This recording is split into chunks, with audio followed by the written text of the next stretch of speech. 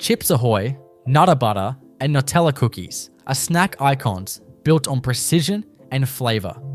From rich chocolate doughs and creamy nut fillings to carefully calibrated ovens and high-speed packaging, every step is engineered for consistency and taste. Today, we go inside the factories to see how crunchy textures, smooth spreads, and signature designs come together to create the world's most famous cookies. Chips Ahoy begins with flour, sugar, and cocoa powder moving silently through towering silos, invisible to the workers on the factory floor. Hidden augers suck the powders, massive mixers where the roar of steel paddles drowns out everything else. Water and oils are added in streams, and suddenly the dry mix becomes dough. It's thick, glossy, a golden brown paste that clings to the sides of the vats like bread dough before it's baked. Stand too close and you'd smell sweetness mixed with a faint hint of vanilla. It already smells like cookies, even though it's raw.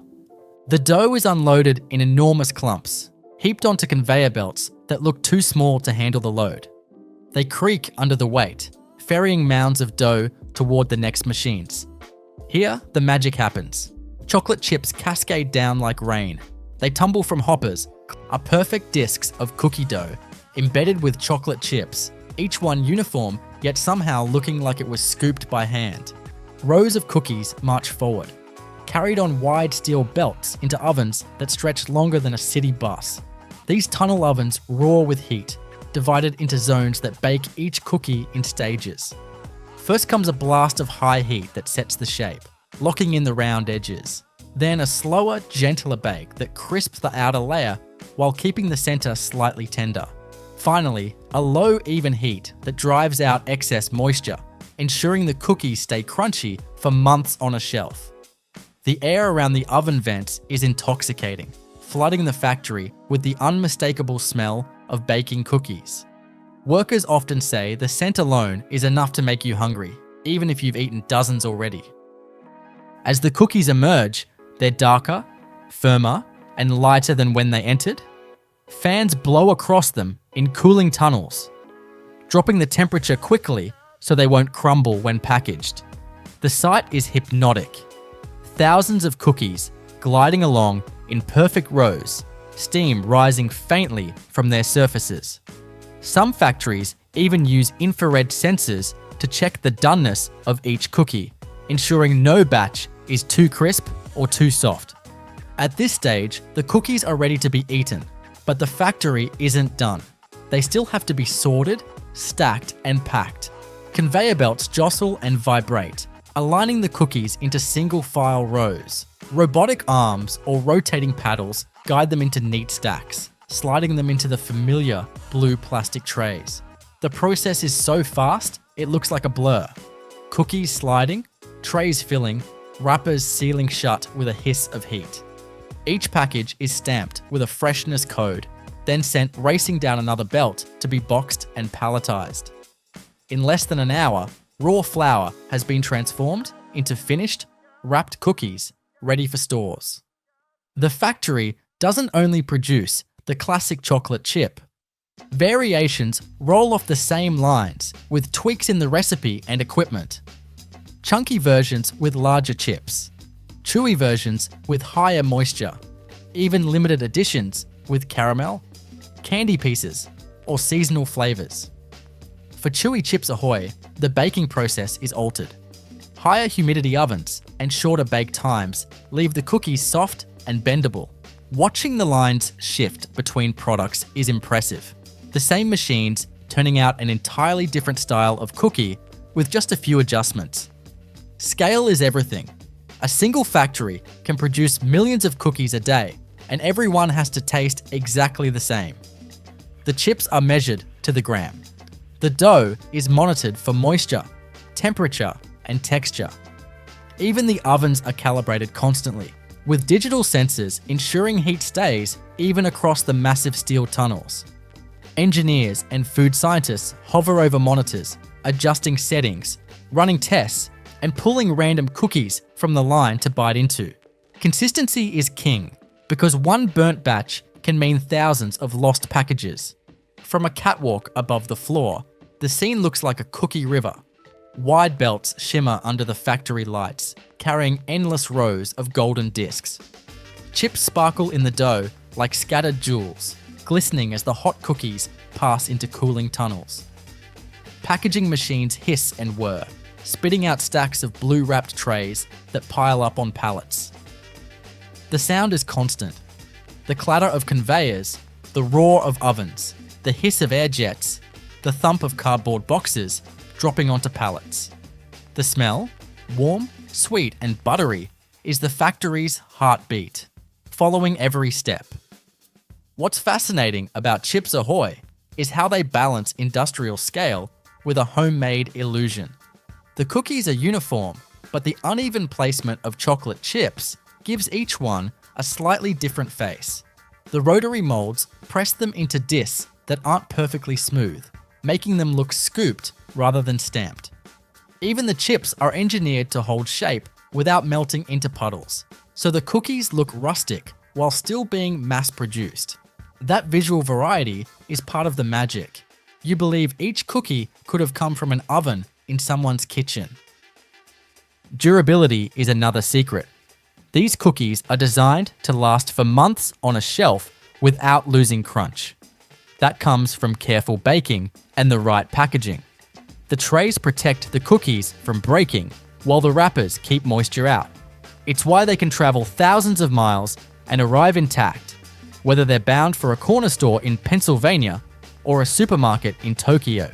It's also why Chips Ahoy have become staples of lunchboxes and road trips, portable, predictable, and tough enough to survive a backpack or glove compartment. And yet, despite that durability, they're engineered for pleasure. Bite into one, and you'll hear the crunch, feel the chips melt slightly on your tongue.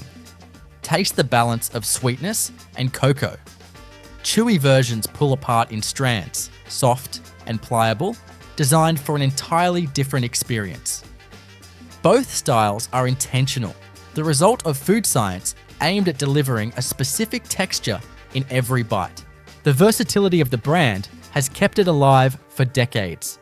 Mini Chips Ahoy are produced with scaled-down molds, baked shorter and cooled faster, then poured into resealable bags. Other variations feature chocolate-dipped bottoms, rainbow candy pieces, or collaborations with ice cream brands. Each one requires adjustments to the line, but the rhythm remains the same.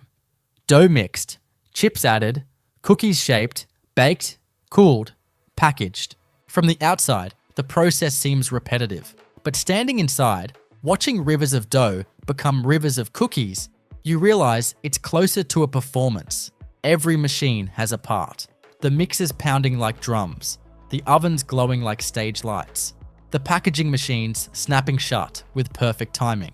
It's an orchestra of steel and sugar, playing a song that never stops, because demand never slows.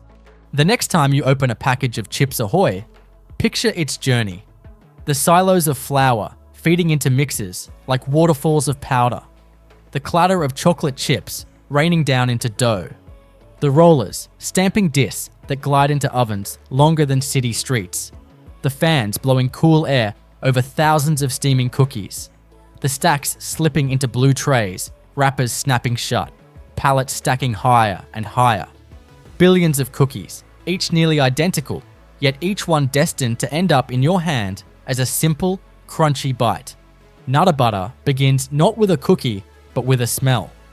Roasted peanuts drifting through the air of the factory. That nutty aroma is unmistakable, warm and earthy, filling every corner of the building before a single cookie even takes shape. Inside towering mixers, flour, sugar, oils, and ground peanuts are blended into a dough that is stiff but pliable, sandy in texture yet sweet on the tongue. The sound of the mixers is constant, a low industrial growl punctuated by the scrape of metal paddles folding the dough over itself again and again. From above, you'd see great lumps of dough being shoveled onto wide conveyor belts. It looks coarse at this stage, almost like wet sand at the edge of the ocean. Workers or robotic systems check the texture, ensuring it's neither too dry nor too sticky. The balance is critical. This dough has to hold its shape through stamping, baking, and sandwiching, all while keeping that signature crunch. The dough rides forward to one of the most unique machines in the cookie industry, the rotary molder. This is where the famous peanut shape is born. Imagine a steel cylinder as wide as a person is tall, engraved with thousands of tiny peanut outlines. Each one is decorated with a crisscross pattern that will later resemble the surface of a real peanut shell. As the dough passes under the cylinder, the roller presses down, cutting and embossing all at once. What drops onto the belt are perfect peanut-shaped cookies, detailed with ridges that look like they were carved by hand. It's hypnotic to watch. Row after row of peanut shapes falling into place, identical yet charmingly rustic. The design was chosen deliberately decades ago, not just for looks, but for grip. Those ridges make the finished cookies easier to hold and less likely to slip when you twist or bite. Even in the industrial age, design still matters. The raw cookies move swiftly into tunnel ovens, massive steel chambers that stretch longer than a city bus. Inside, the air is hot and dry, blasting across the dough as it rides slowly forward.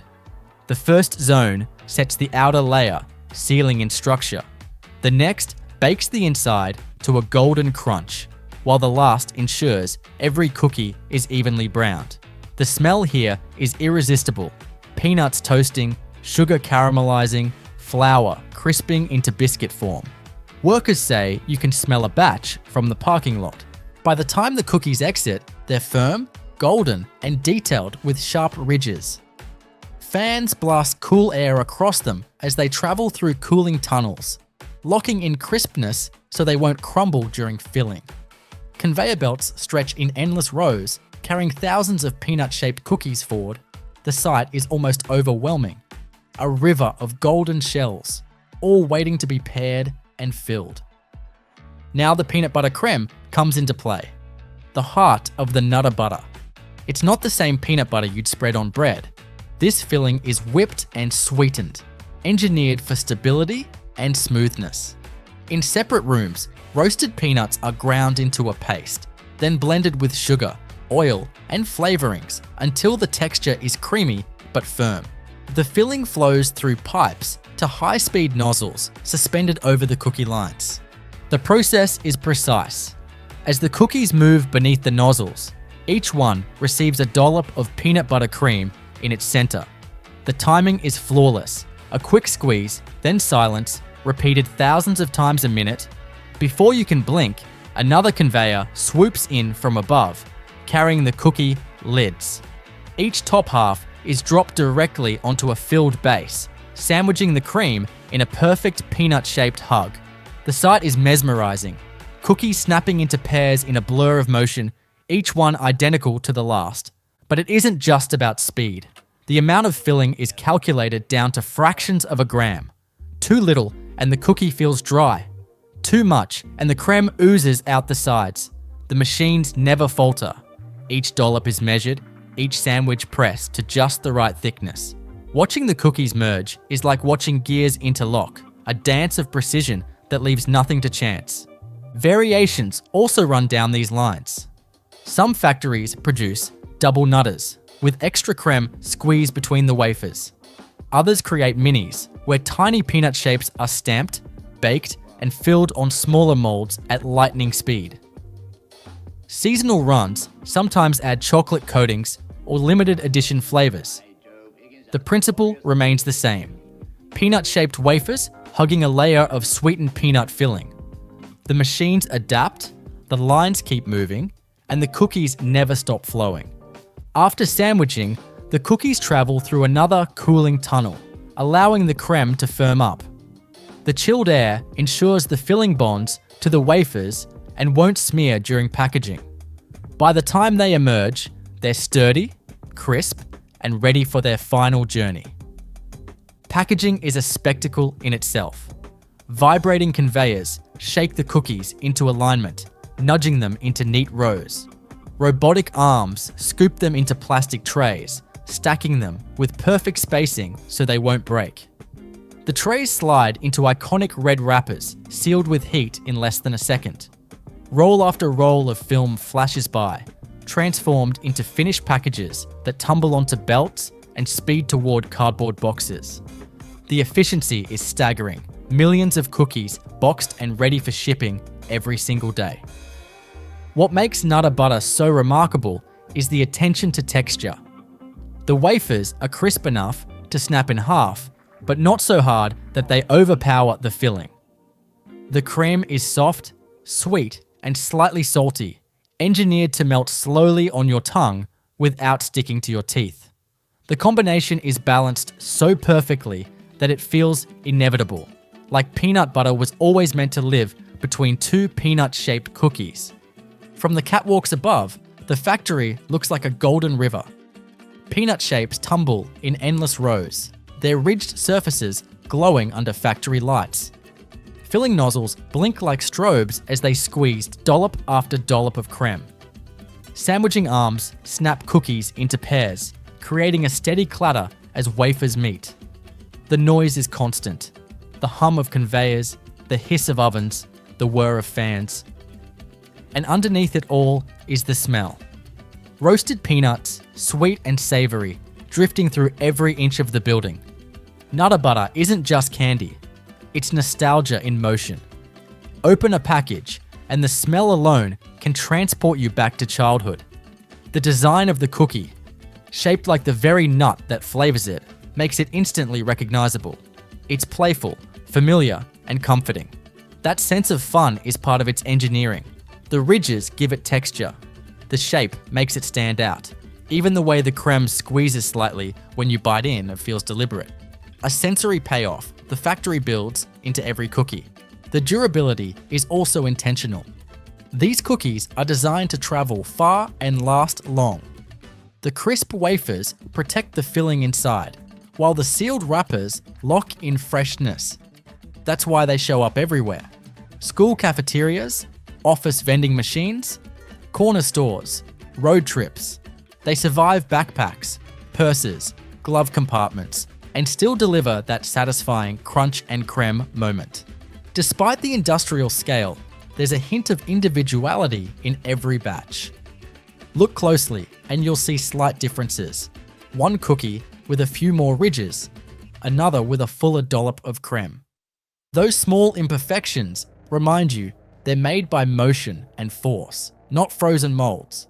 Uniform but not soulless, they carry the illusion of handmade charm. Think about the moment you eat one. Your teeth press into the ridges, the wafer snaps, the creme blends with the crunch. The flavor builds. Sweetness from the wafer, salt and richness from the filling. The unmistakable taste of roasted peanuts tying it all together. That's the moment the factory is designed for. Every mixer, every roller, every nozzle is working toward that single bite, repeated billions of times across the globe. The next time you peel open a red wrapper, picture its journey. The roar of mixers churning, peanut dough, the steel rollers stamping rows of peanut shapes with crisscross ridges, the tunnel ovens glowing with heat, baking cookies by the tens of thousands, the cooling tunnels blasting cold air, the filling nozzles piping golden cream, the sandwiches snapping shut in perfect pairs, conveyor belts stretching like highways, wrappers flashing like lightning, pallets stacking higher than a person. All that machinery, all that precision, all that energy, condensed into a single playful cookie in your hand. Nutter Butter is proof that even the simplest idea, a peanut-shaped cookie with peanut butter inside, can be elevated into an icon through engineering and imagination. From roasted nuts to golden wafers, from dollops of creme to red wrappers stacked on store shelves, the process is an endless loop of precision designed to deliver joy. Bite after bite, package after package, decade after decade. Nutella cookies begin with a swirl of hazelnuts and cocoa, the same flavors that made the spread famous.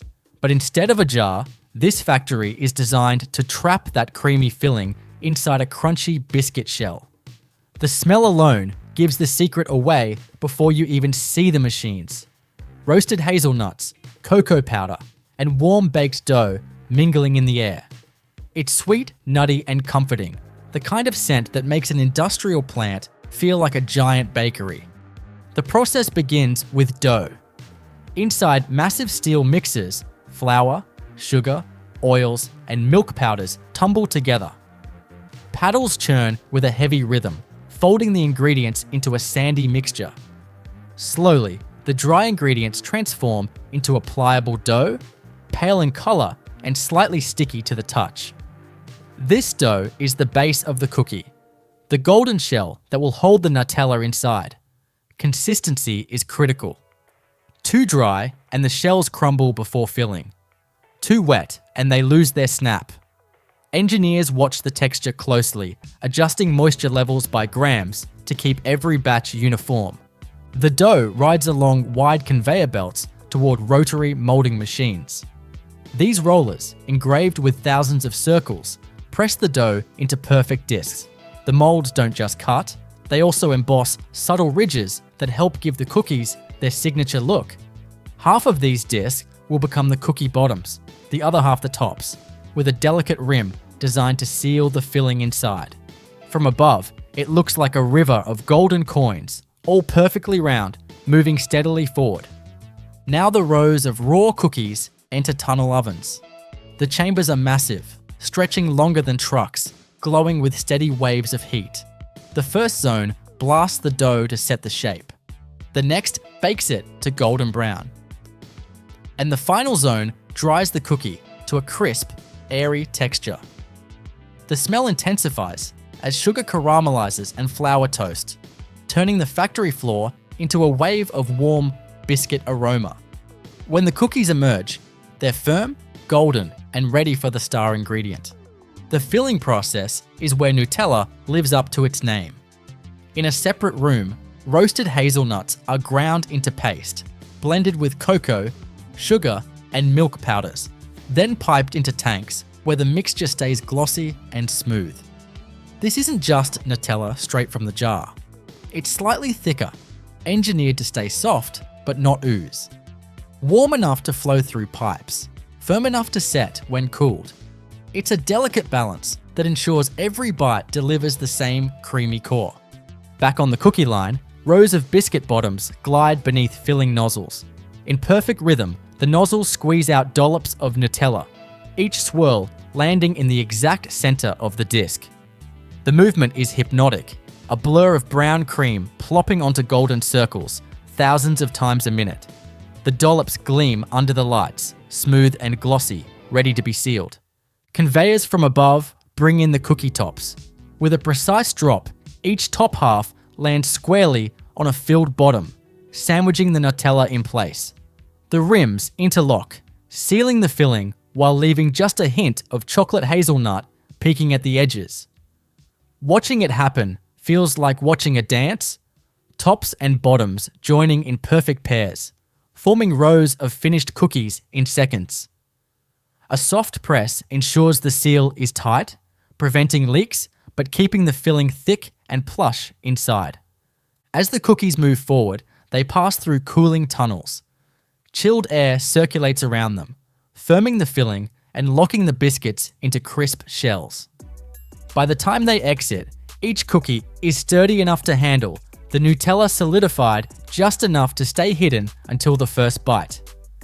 Pick one up at this stage, and you'd feel the crunch of the biscuit, the faint give of the filling inside.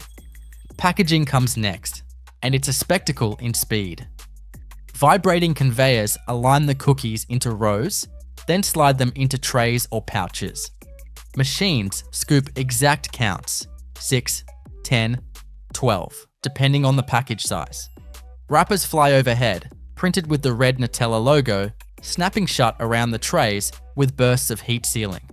The sight is endless, finished packs streaming down belts, piling into boxes, stacking onto pallets taller than workers. Every hour, tens of thousands of cookies leave the line, each destined to taste exactly the same. But the real genius of Nutella cookies isn't just speed, it's balance. The biscuit is crisp but thin, designed to break easily under your bite without overshadowing the filling. The Nutella core is generous, thick enough to flood your mouth with hazelnut and cocoa, but not so soft that it leaks. The ratio of shell to filling has been tested and perfected until it feels inevitable, as if there were no other way to design it. Standing on a catwalk above the production floor, you'd see order and chaos blending into one. Conveyor belts shimmer under the lights, carrying endless golden discs. Streams of glossy brown Nutella splatter onto cookies in hypnotic unison. Tops drop down in rows, creating a staccato rhythm of sandwiching. The noise is constant, the whir of mixers, the hum of ovens, the click of nozzles, the hiss of packaging machines. And beneath it all, the smell. Roasted hazelnuts, chocolate, and freshly baked biscuits. A scent so powerful, it seeps into your clothes. Nutella cookies are designed for indulgence, but also for sharing. Packages are portioned carefully so they can be eaten in groups, laid out on plates, passed around in living rooms, tucked into lunchboxes. That sense of generosity is part of the factory's mission. The cookies aren't just snacks, they're moments of hazelnut comfort wrapped in golden shells. Durability is another hidden triumph. Unlike delicate pastries that crumble in transit, Nutella cookies are engineered to travel. The biscuit shells protect the filling, the packaging locks out air and moisture, and the creme is formulated to resist melting or seeping even in heat. That's why they can cross oceans in shipping containers, land on store shelves months later, and still deliver a fresh snap and creamy center. The factory adapts easily for variations. Minis roll off separate lines, smaller molds stamping bite-sized biscuits, the filling nozzles scaled down to match. Limited edition versions might add cocoa shells, extra chocolate dough, or flavored fillings like hazelnut white chocolate blends. Each change requires recalibrating the molds and adjusting the baking time, but the rhythm never stops. No matter the variety, the process remains the same. Dough mixed, discs stamped, shells baked, filling piped, cookies sealed. If you slow the process down to watch a single cookie, the craftsmanship is clear. A golden disc embossed with ridges. A dollop of glossy hazelnut cream landing squarely in the center. Another disc pressing down, sealing the filling inside. Cooling air setting the shell. Wrapping machines snapping shut. And then, in less than a minute, that cookie is ready for the world. Multiply that by millions, and you see how factories turn a simple idea into a global icon. When you finally open a package, the experience is the factory's reward. The crinkle of the wrapper, the smell of cocoa and hazelnut rushing out, the sight of perfectly uniform sandwich cookies gleaming in their trays. You pick one up, bite through the crisp biscuit, and the filling floods out. Smooth, nutty, chocolatey, the same sensation billions of others have felt. That's the consistency the factory guarantees. The same joy, over and over, no matter when or where you taste it. The next time you eat a Nutella cookie, imagine the journey it took. Flour and sugar tumbling into mixers. Hazelnuts roasted and ground into glossy paste. Dough pressed into golden discs, ovens glowing with waves of heat, nozzles piping perfect swirls of filling, sandwiches snapping into place, cooling tunnels humming, packaging machines wrapping with blinding speed. All that machinery, all that precision, condensed into a single bite that melts effortlessly in your mouth. The process begins with the careful selection and sourcing of raw ingredients. The primary components of KitKat bars include wheat flour, sugar, cocoa mass, cocoa butter, milk powder, vegetable oils, and emulsifiers. Nestlé, the brand behind KitKat, sources these ingredients from various regions worldwide, ensuring sustainability and adherence to strict quality standards. The cocoa used in KitKat is primarily sourced from the Nestlé Cocoa Plan, which promotes sustainable farming practices and fair trade. Once the raw materials arrive at the production facility, they undergo a series of inspections and tests to verify purity, consistency, and compliance with food safety regulations. This includes spectroscopic analysis for contaminants, moisture content testing, and sensory evaluations conducted by trained professionals.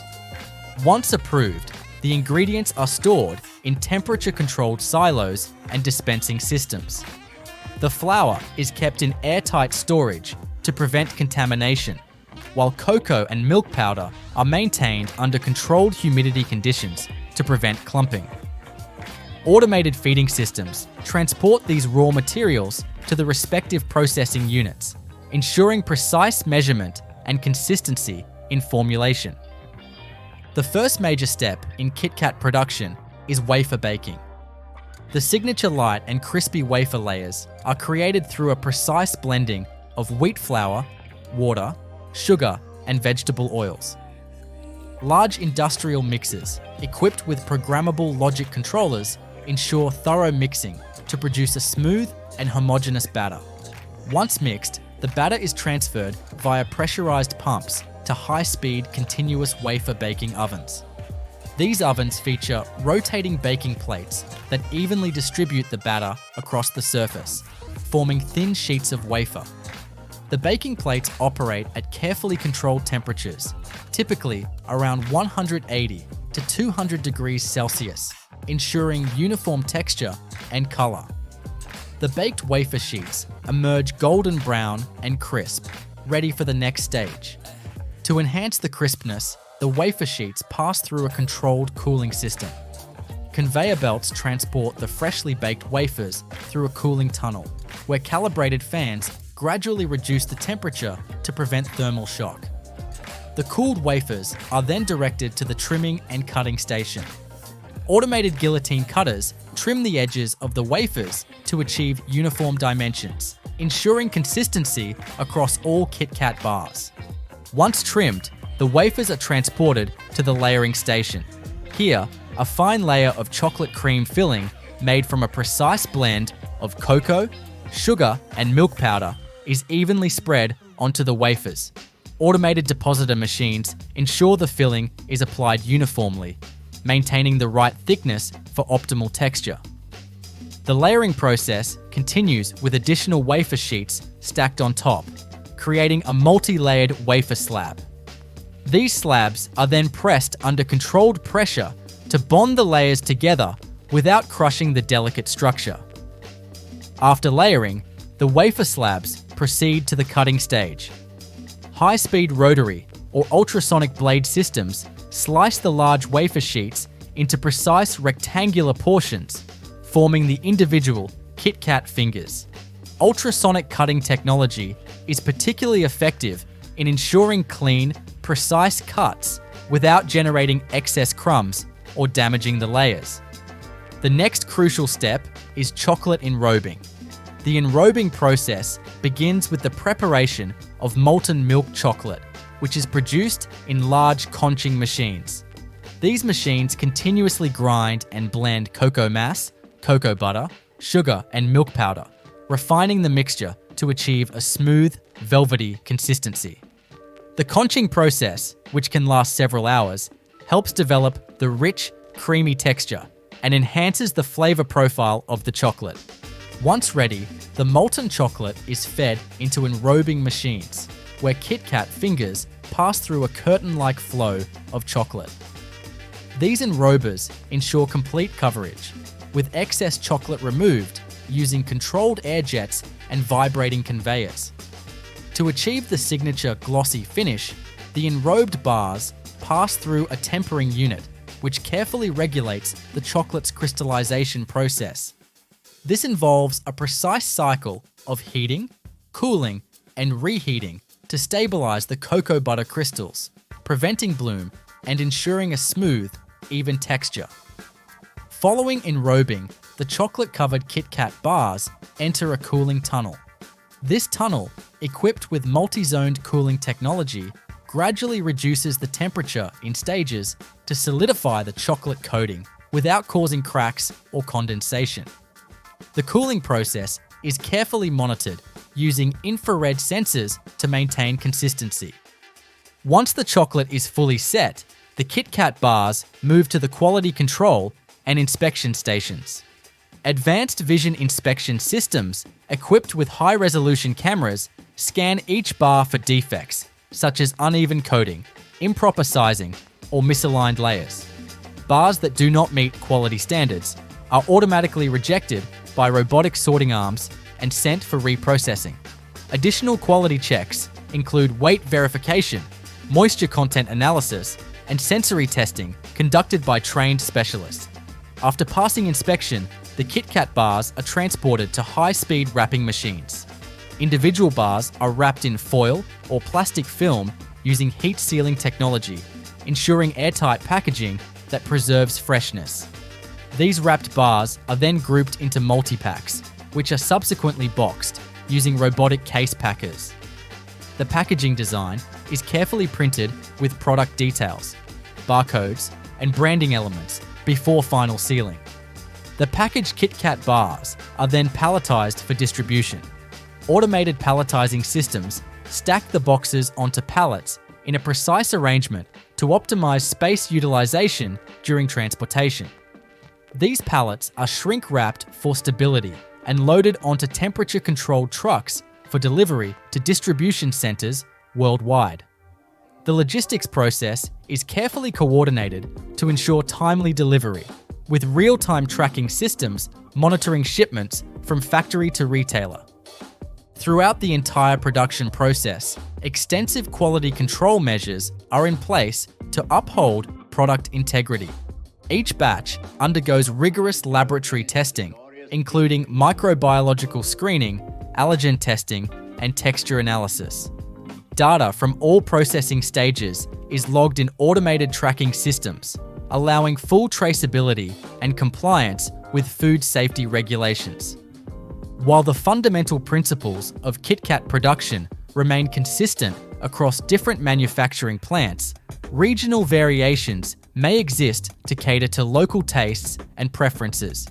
For example, KitKat flavors such as matcha green tea, strawberry, and sake are produced in Japan using specialized formulations. Some factories may also incorporate alternative chocolate blends, varying cocoa content to suit market demands. Nestlé continues to innovate and optimize KitKat production through advancements in automation, sustainability initiatives, and ingredient sourcing. Modern factories are increasingly utilizing AI-driven quality control systems, energy-efficient processing equipment, and eco-friendly packaging solutions to reduce environmental impact. With continuous improvements in manufacturing technology, KitKat remains a global favorite, offering consumers a consistently delightful chocolate experience in every bite. Mars bars, one of the most iconic chocolate confections in the world, are produced in highly sophisticated manufacturing facilities designed to ensure consistency, efficiency, and quality at every step of the process. The production of Mars bars involves multiple intricate stages, from sourcing and processing raw ingredients to forming, enrobing, cooling, and packaging the final product. Each step is meticulously controlled using advanced automation technology and stringent quality control measures to ensure the signature caramel, nougat, and chocolate combination is perfectly replicated in every bar. The process begins with the careful selection of raw ingredients. The main components of a Mars bar include sugar, cocoa mass, cocoa butter, skimmed milk powder, whey powder, palm fat, glucose syrup, lactose, milk fat, and egg whites. These ingredients are sourced from trusted suppliers and undergo rigorous quality assurance checks upon arrival at the factory.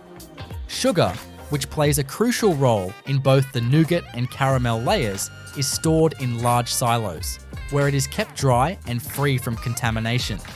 Cocoa products, including cocoa mass and cocoa butter, are stored in climate-controlled environments to prevent degradation. Dairy ingredients, such as skimmed milk powder and whey powder, are tested for purity and consistency before use. Once the raw ingredients are approved, the first major stage in Mars bar production is the creation of the nougat layer. Nougat is a key structural component of the bar, providing a soft, chewy texture that contrasts with the caramel and chocolate. The nougat making process begins in large industrial mixing tanks, where a combination of sugar, glucose syrup, and water is heated to create a syrup. This syrup is then aerated using a whipping system, which incorporates fine air bubbles to achieve the desired light and fluffy texture. During this stage, egg whites or hydrolyzed soy protein are added as stabilizers to maintain the nougat's consistency. Once the nougat mixture reaches the proper texture, it is transferred onto a continuous conveyor belt, where it is spread into an even layer. This belt passes through a cooling tunnel to allow the nougat to set before it reaches the next stage of the process. The cooled nougat layer is then precisely cut into rectangular strips using high-speed guillotine cutters. These strips will form the base of each Mars bar. The next step in the process is the caramel layer.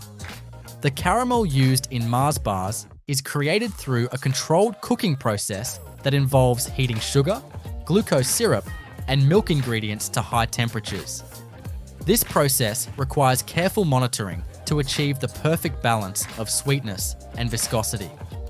Industrial batch cookers equipped with automated temperature controls ensure that the caramel reaches the ideal consistency before it is deposited onto the nougat base. The caramel is applied as a continuous sheet over the nougat layer, ensuring even distribution and uniform thickness.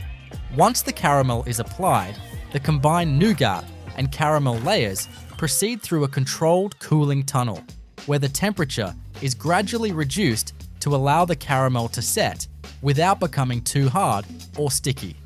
This ensures that the layers remain cohesive and easy to cut in the next stage of production.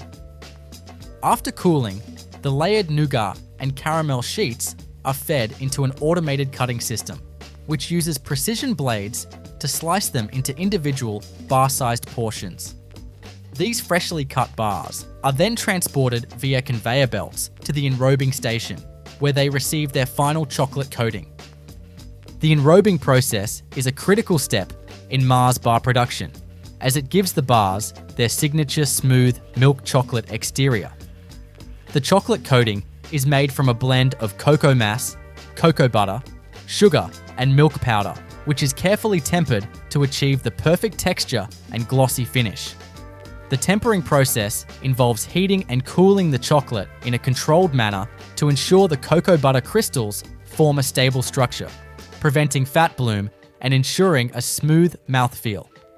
At the enrobing station, the cut nougat and caramel bars pass through a curtain-like waterfall of molten chocolate, which fully coats them. Excess chocolate is removed using controlled air jets and vibrating conveyors to ensure an even layer without excessive buildup. Some factories use a two-stage enrobing process, where an initial thin layer of chocolate is applied as a base coat before the final, thicker chocolate layer is added. After enrobing, the chocolate-covered bars enter a multi-zone cooling tunnel, which gradually reduces their temperature in controlled stages. This cooling process allows the chocolate to set properly without developing cracks or a dull surface. The bars emerge from the cooling tunnel with a perfectly set chocolate shell, ready for the final stages of quality control and packaging. Quality control is a fundamental part of Mars bar production, ensuring that only bars meeting strict standards reach consumers. Automated vision inspection systems equipped with high-resolution cameras scan each bar for defects such as uneven coating, misshapen forms, or inconsistencies in size. Bars that do not meet the required specifications are automatically rejected and sent for reprocessing. Additional quality control measures include weight checks using precision weighing systems, texture analysis, and sensory evaluations conducted by trained specialists. Once the bars pass quality inspection, they proceed to the packaging area, where high-speed wrapping machines individually wrap each bar in foil or plastic film. These machines use heat sealing technology to create airtight packaging that preserves freshness and prevents contamination. The wrapped bars are then grouped into multi-packs and placed into branded cartons, which are sealed and labeled using automated case packing systems. The final step in the process is palletization and distribution. Automated palletizing systems stack the packaged bars onto pallets in a precise arrangement to optimize space utilization during transportation. The pallets are shrink-wrapped for stability and loaded onto temperature-controlled trucks for distribution to retail stores and supermarkets worldwide. The entire logistics process is carefully coordinated to ensure timely delivery while maintaining the product's freshness and quality. Throughout the entire manufacturing process, Mars maintains stringent quality control and food safety standards. Each production batch undergoes extensive laboratory testing, including microbial analysis, allergen testing, and moisture content verification.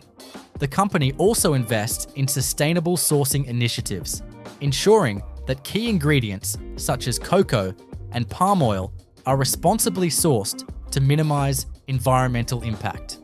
Different Mars manufacturing facilities may incorporate slight variations in processing techniques based on regional ingredient availability, consumer preferences, or proprietary formulations.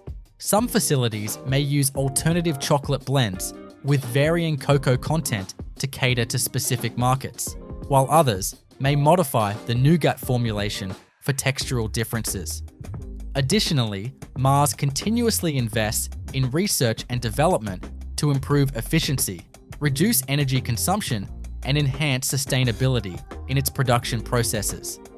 With advancements in automation, AI-driven quality control systems, and eco-friendly packaging innovations, the production of Mars bars continues to evolve while maintaining the signature taste and texture that consumers have loved for generations.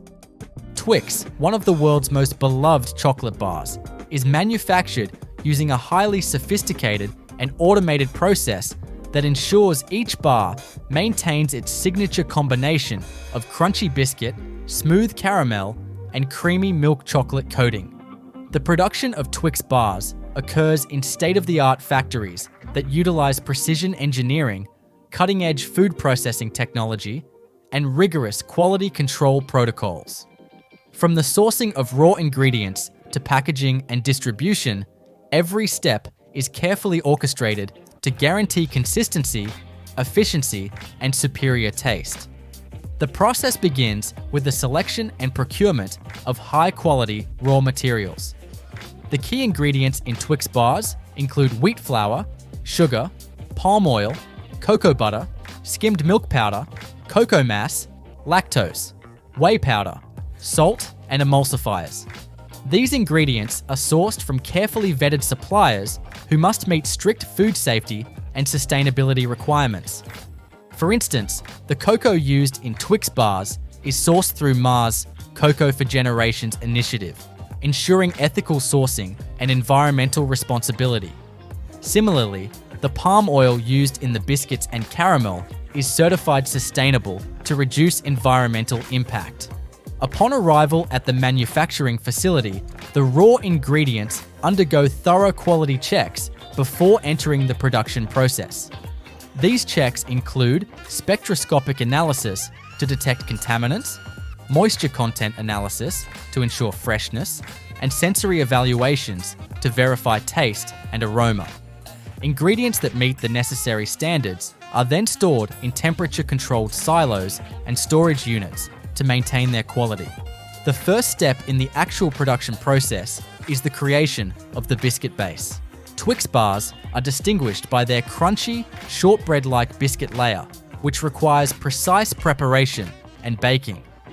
The process begins in large industrial mixers, where wheat flour, sugar, palm oil, and leavening agents are combined to form a dough.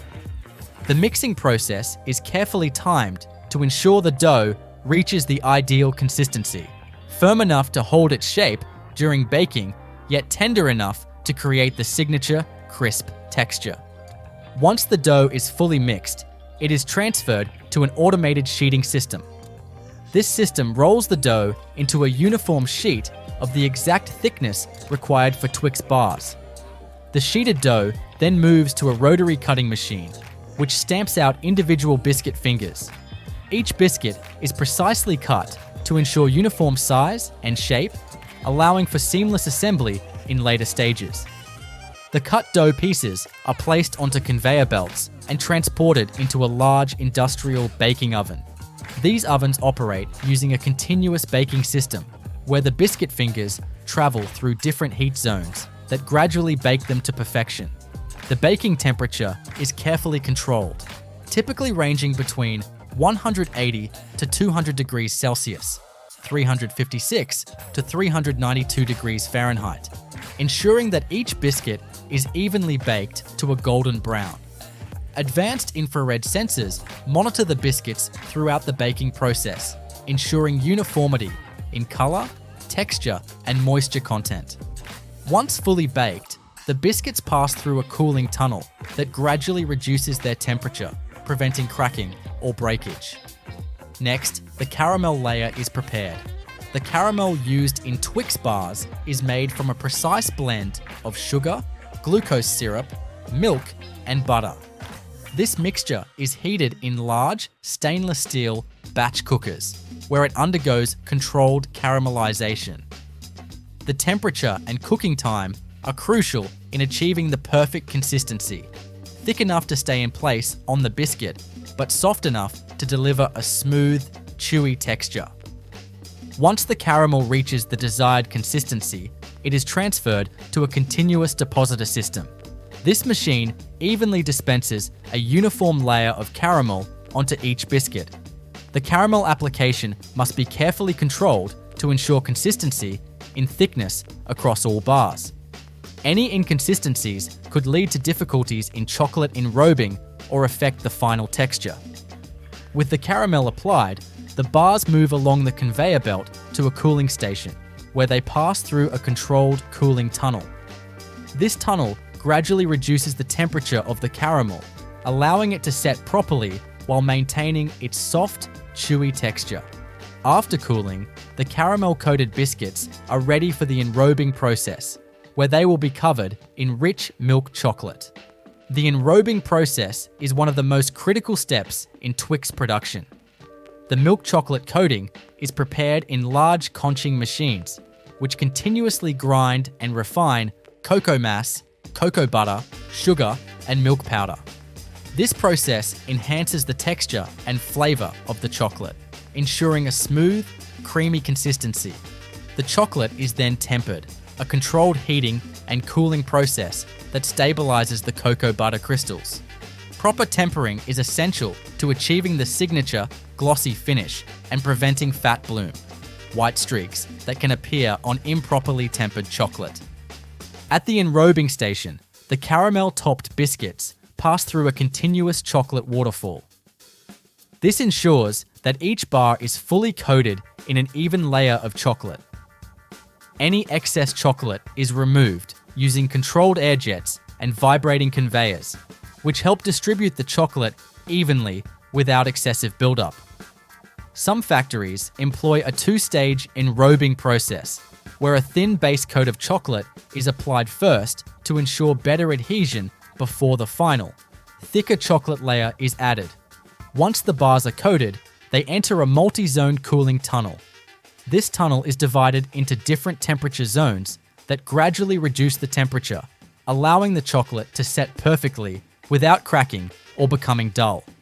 The bars emerge from the cooling tunnel with a firm, glossy chocolate coating, ready for the next stage of production. Quality control is a top priority at every stage of Twix production.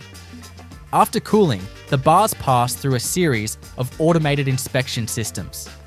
High-speed vision cameras scan each bar for inconsistencies in chocolate coating, caramel distribution, and overall shape.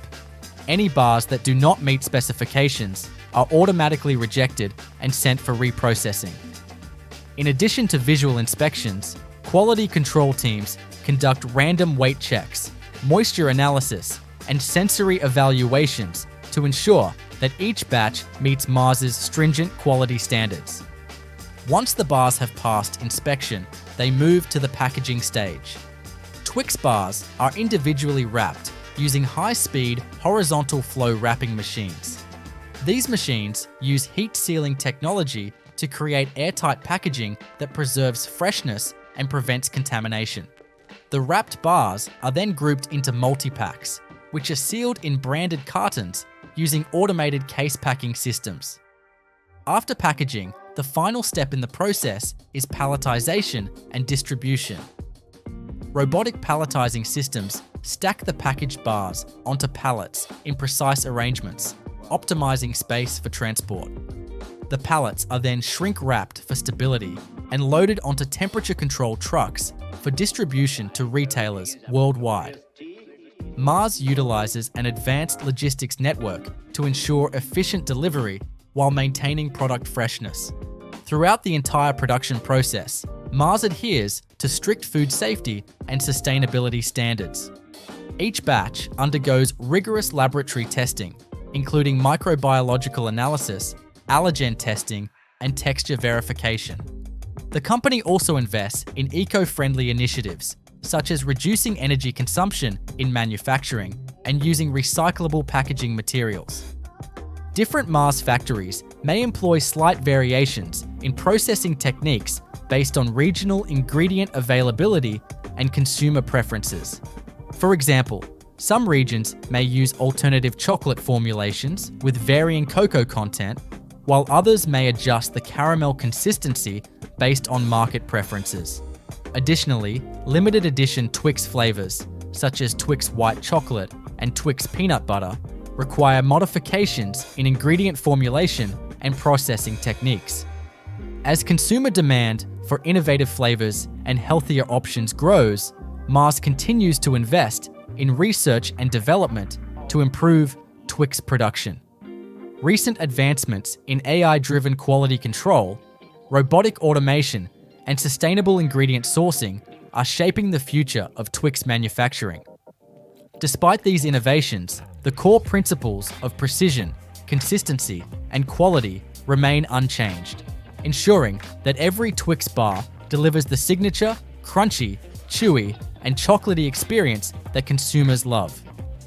The making of a Hershey's chocolate bar is a complex, highly automated process that combines tradition with cutting-edge technology.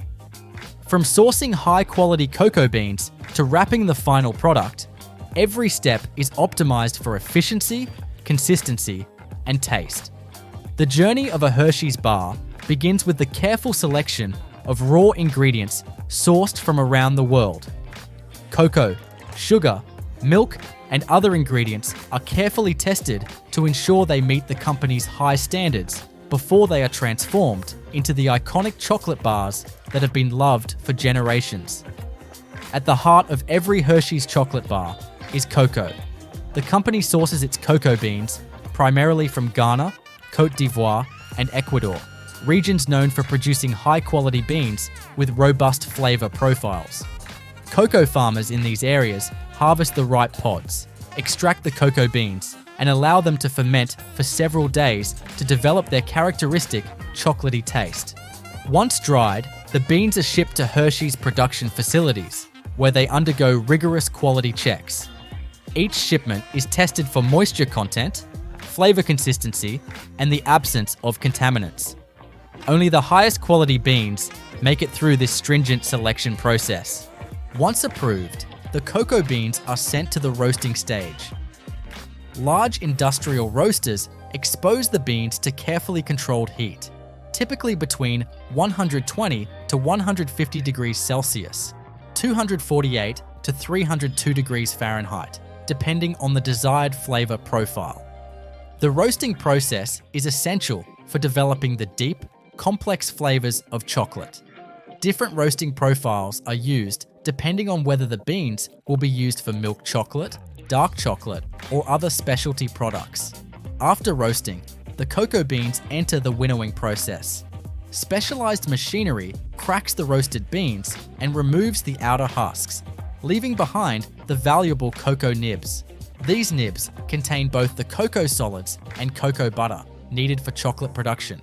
The nibs are then ground into a thick, dark paste known as chocolate liquor, which contains no alcohol despite its name. This chocolate liquor is the base for all Hershey's chocolate products. For Hershey's classic milk chocolate bars, chocolate liquor is combined with sugar, milk, and cocoa butter. The milk used in Hershey's chocolate is a key ingredient that gives it its distinctive taste.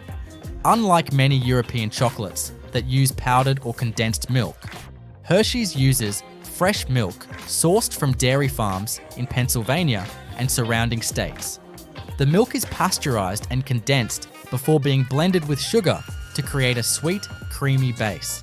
The next stage in the process is refining.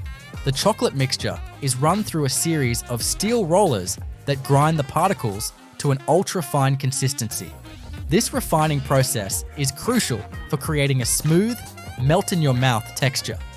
The finer the particles, the smoother the final chocolate will be. Once refined, the chocolate undergoes conching, a critical process that enhances flavor and texture.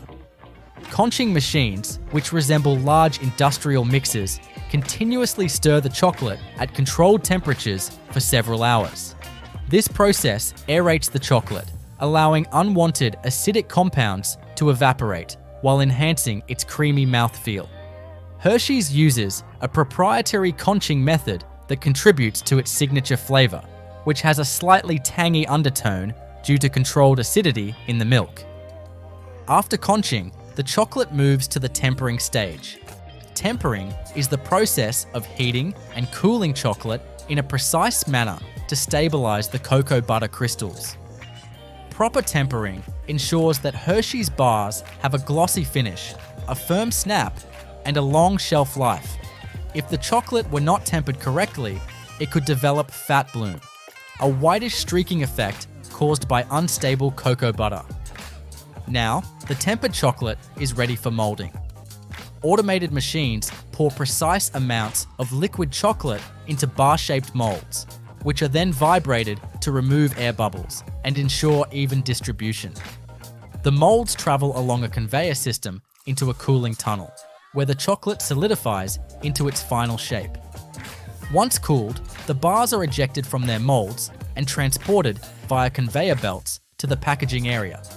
Here, high-speed wrapping machines encase each bar in foil and branded paper sleeves, protecting the chocolate from moisture and light while ensuring a fresh, appealing presentation. Throughout the entire process, strict quality control measures are in place. High-resolution vision inspection systems scan each bar for defects, such as air bubbles, improper molding, or size inconsistencies. Bars that do not meet specifications are automatically rejected and sent for reprocessing. Additionally, random sensory evaluations are conducted by trained taste testers to ensure that the flavor, texture, and overall quality remain consistent. Once packaged, the final step is palletization and distribution. Automated robotic arms stack the packaged bars onto pallets, which are then shrink-wrapped for stability. These pallets are loaded onto temperature-controlled trucks and shipped to retailers worldwide. Hershey's operates an advanced logistics network that ensures timely delivery while maintaining product freshness. The entire manufacturing process is designed for efficiency, consistency, and sustainability. Hershey's continues to invest in eco-friendly initiatives, such as reducing water and energy consumption in production, using ethically sourced cocoa, and optimizing packaging materials to minimize waste. Different Hershey's factories may employ slight variations in processing techniques based on regional preferences and ingredient availability. Additionally, specialty products like Hershey's cookies and cream bars or Hershey's dark chocolate require modifications in ingredient formulation and processing times. As the chocolate industry continues to evolve, Hershey's remains at the forefront of innovation, combining tradition with advanced manufacturing techniques to produce its iconic chocolate bars. Through precision engineering, strict quality control, and a commitment to excellence, Hershey's ensures that every bar delivers the same beloved taste that generations have enjoyed. The making of Toblerone, the iconic triangular chocolate bar, is a masterclass in precision engineering, premium ingredient selection, and automated manufacturing processes. Unlike conventional chocolate bars, Toblerone stands out for its distinctive shape, rich Swiss milk chocolate, and the inclusion of honey and almond nougat. Every step, from sourcing the finest ingredients to molding the signature peaks, is meticulously controlled to ensure quality, consistency, and adherence to the Swiss chocolate-making tradition. The process begins with sourcing high-quality ingredients. Toblerone's signature flavor comes from its carefully selected components: Swiss milk, sugar, cocoa mass, cocoa butter, honey, almonds, and egg whites. The milk, sourced from Swiss dairy farms, is a critical ingredient that contributes to the creamy texture.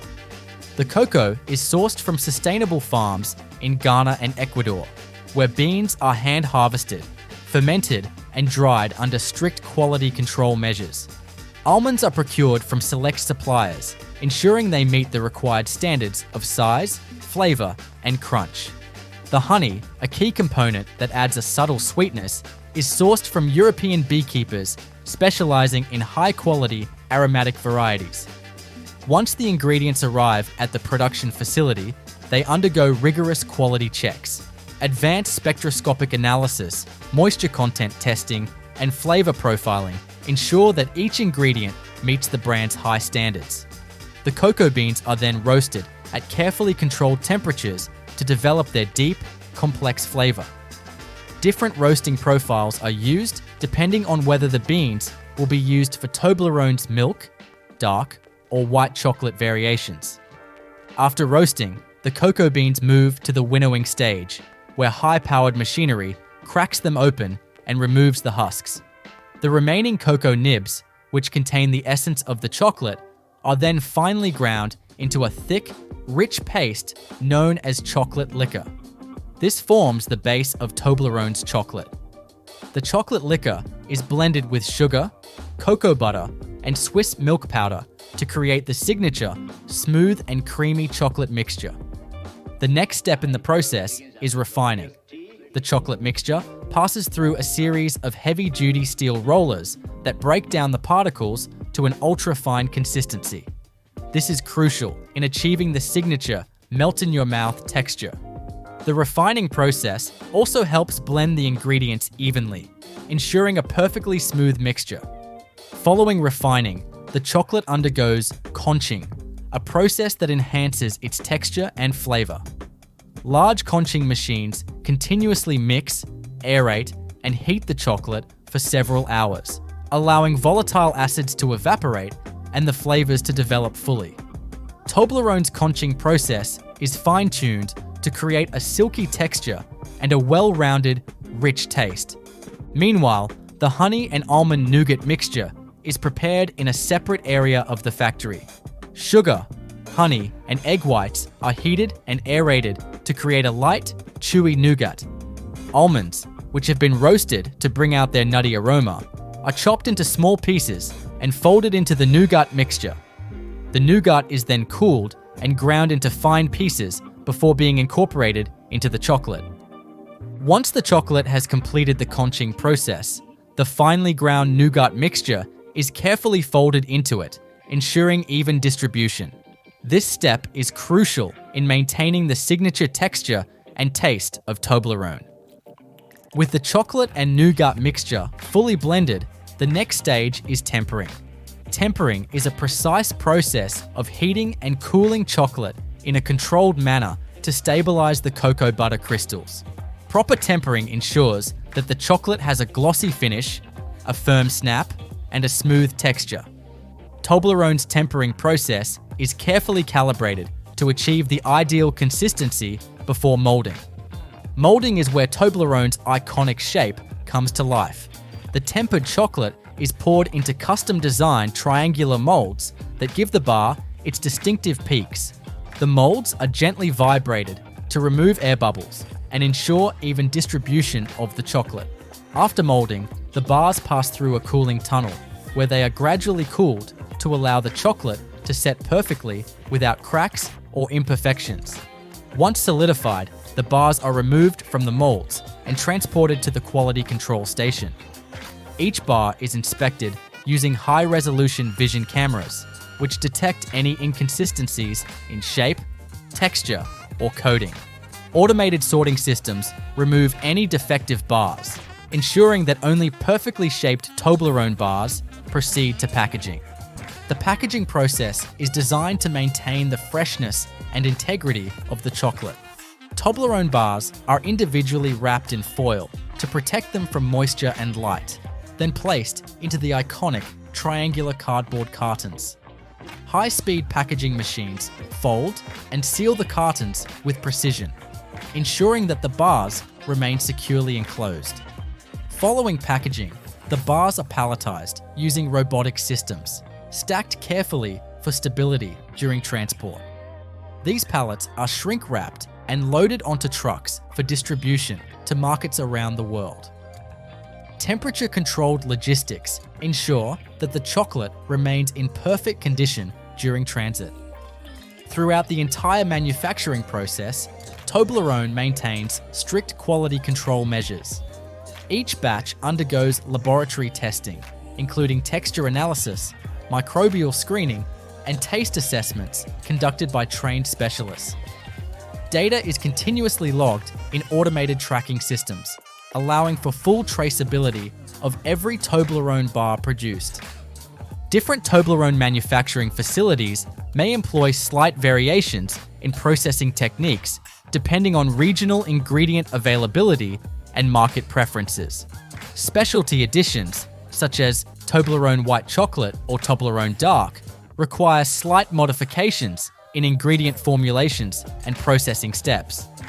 As consumer preferences evolve, Toblerone continues to innovate while maintaining the brand's heritage of Swiss chocolate craftsmanship.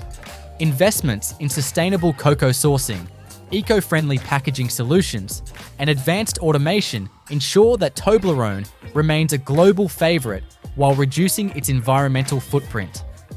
Through precision engineering, time-honored techniques, and a commitment to quality, every Toblerone bar delivers the signature taste and texture that chocolate lovers around the world cherish. The production of Snickers, one of the world's most popular chocolate bars, is a highly automated and meticulously controlled process designed for efficiency, consistency, and large-scale output. With its signature combination of nougat, caramel, peanuts, and milk chocolate, Snickers is produced in state-of-the-art facilities that use cutting-edge food processing technology, ensuring that every bar meets the brand's high-quality standards. From sourcing the finest raw ingredients to packaging and distribution, every step is optimized to deliver the same taste, texture, and satisfaction in every bite. The journey of a Snickers bar begins with the careful selection of raw materials. The main components include sugar, peanuts, milk powder, cocoa mass, cocoa butter, palm oil, glucose syrup, egg whites, and emulsifiers. These ingredients are sourced from carefully vetted suppliers, ensuring compliance with strict food safety and sustainability standards.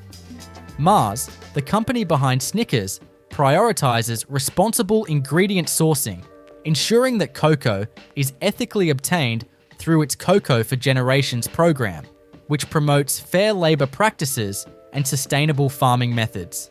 Peanuts, another crucial ingredient, are primarily sourced from the United States, where they are grown under controlled conditions to maintain size, flavor, and crunch. Once the ingredients arrive at the manufacturing facility, they undergo a rigorous quality control process. Each batch is tested for moisture content, purity, and potential contaminants. Peanuts, in particular, go through an additional inspection phase, where they are sorted by size and quality. High-speed optical sorting machines remove any defective or discolored peanuts, ensuring that only the best nuts make it into Snickers bars. The first major step in the Snickers production process is creating the nougat base. Nougat provides the chewy texture that forms the foundation of the bar. It is made by combining sugar, corn syrup, and water, which are heated in large industrial cooking vats to create a syrup. This syrup is then aerated using high-powered whipping machines, which incorporate fine air bubbles, giving the nougat its characteristic light and chewy texture. Egg whites or soy protein are added as stabilizers to help maintain consistency. Once aerated, the nougat is spread onto a moving conveyor belt in a continuous sheet, where it is allowed to cool and set. This process is carefully controlled to prevent the nougat from becoming too hard or too soft. Automated guillotine cutters then slice the nougat sheet into uniform rectangular portions, ensuring that each piece is the exact size required for Snickers bars. Next comes the caramel layer. The caramel in Snickers is made from a blend of sugar, glucose syrup, milk, and butter, which is heated in large stainless steel batch cookers. The temperature is carefully monitored to achieve the perfect viscosity, thick enough to hold its shape, but soft enough to provide a smooth, chewy texture. Once cooked to perfection, the caramel is poured in a controlled stream onto the nougat base. The caramel-covered nougat passes through a cooling tunnel, where it sets just enough to be firm, but still pliable. Now it's time to add the peanuts. Before being incorporated into the bars, the peanuts are roasted in industrial ovens to enhance their flavor and crunch. After roasting, they are cooled and evenly distributed over the caramel layer using precision peanut dispensers. These machines ensure that each bar receives the right amount of peanuts, maintaining uniformity across all Snickers bars. Once the peanuts are in place, the layered nougat, caramel, and peanut sheet moves to the cutting stage. High-speed rotary blades slice the continuous sheet into individual bar-sized portions. Each cut must be precise, ensuring that the caramel and nougat layers remain intact while maintaining a consistent size. The next critical step is chocolate enrobing. The milk chocolate coating used for Snickers bars is made from a blend of cocoa mass, cocoa butter, sugar, and milk powder. This mixture is refined and conched in large machines that continuously grind the chocolate to achieve a smooth texture. The chocolate is then tempered, a process that involves controlled heating and cooling to stabilize the cocoa butter crystals. Proper tempering ensures a glossy finish and prevents fat bloom, which can cause chocolate to develop a dull appearance. At the enrobing station, the cut bars pass through a waterfall of liquid milk chocolate, fully coating them. Excess chocolate is removed using controlled air jets and vibrating conveyors, ensuring an even layer without excessive buildup. Some factories use a two-stage enrobing process, where a thin base coat of chocolate is applied first to create a stable foundation before the final. Thicker chocolate layer is added. After enrobing, the bars enter a multi-zone cooling tunnel. This tunnel gradually lowers the temperature in controlled stages, allowing the chocolate to set properly without developing cracks or dull spots. Once fully cooled, the Snickers bars emerge with a perfectly solidified chocolate coating, ready for quality inspection. Quality control is a critical component of Snickers production. Each bar undergoes a series of automated inspections to ensure that it meets strict specifications.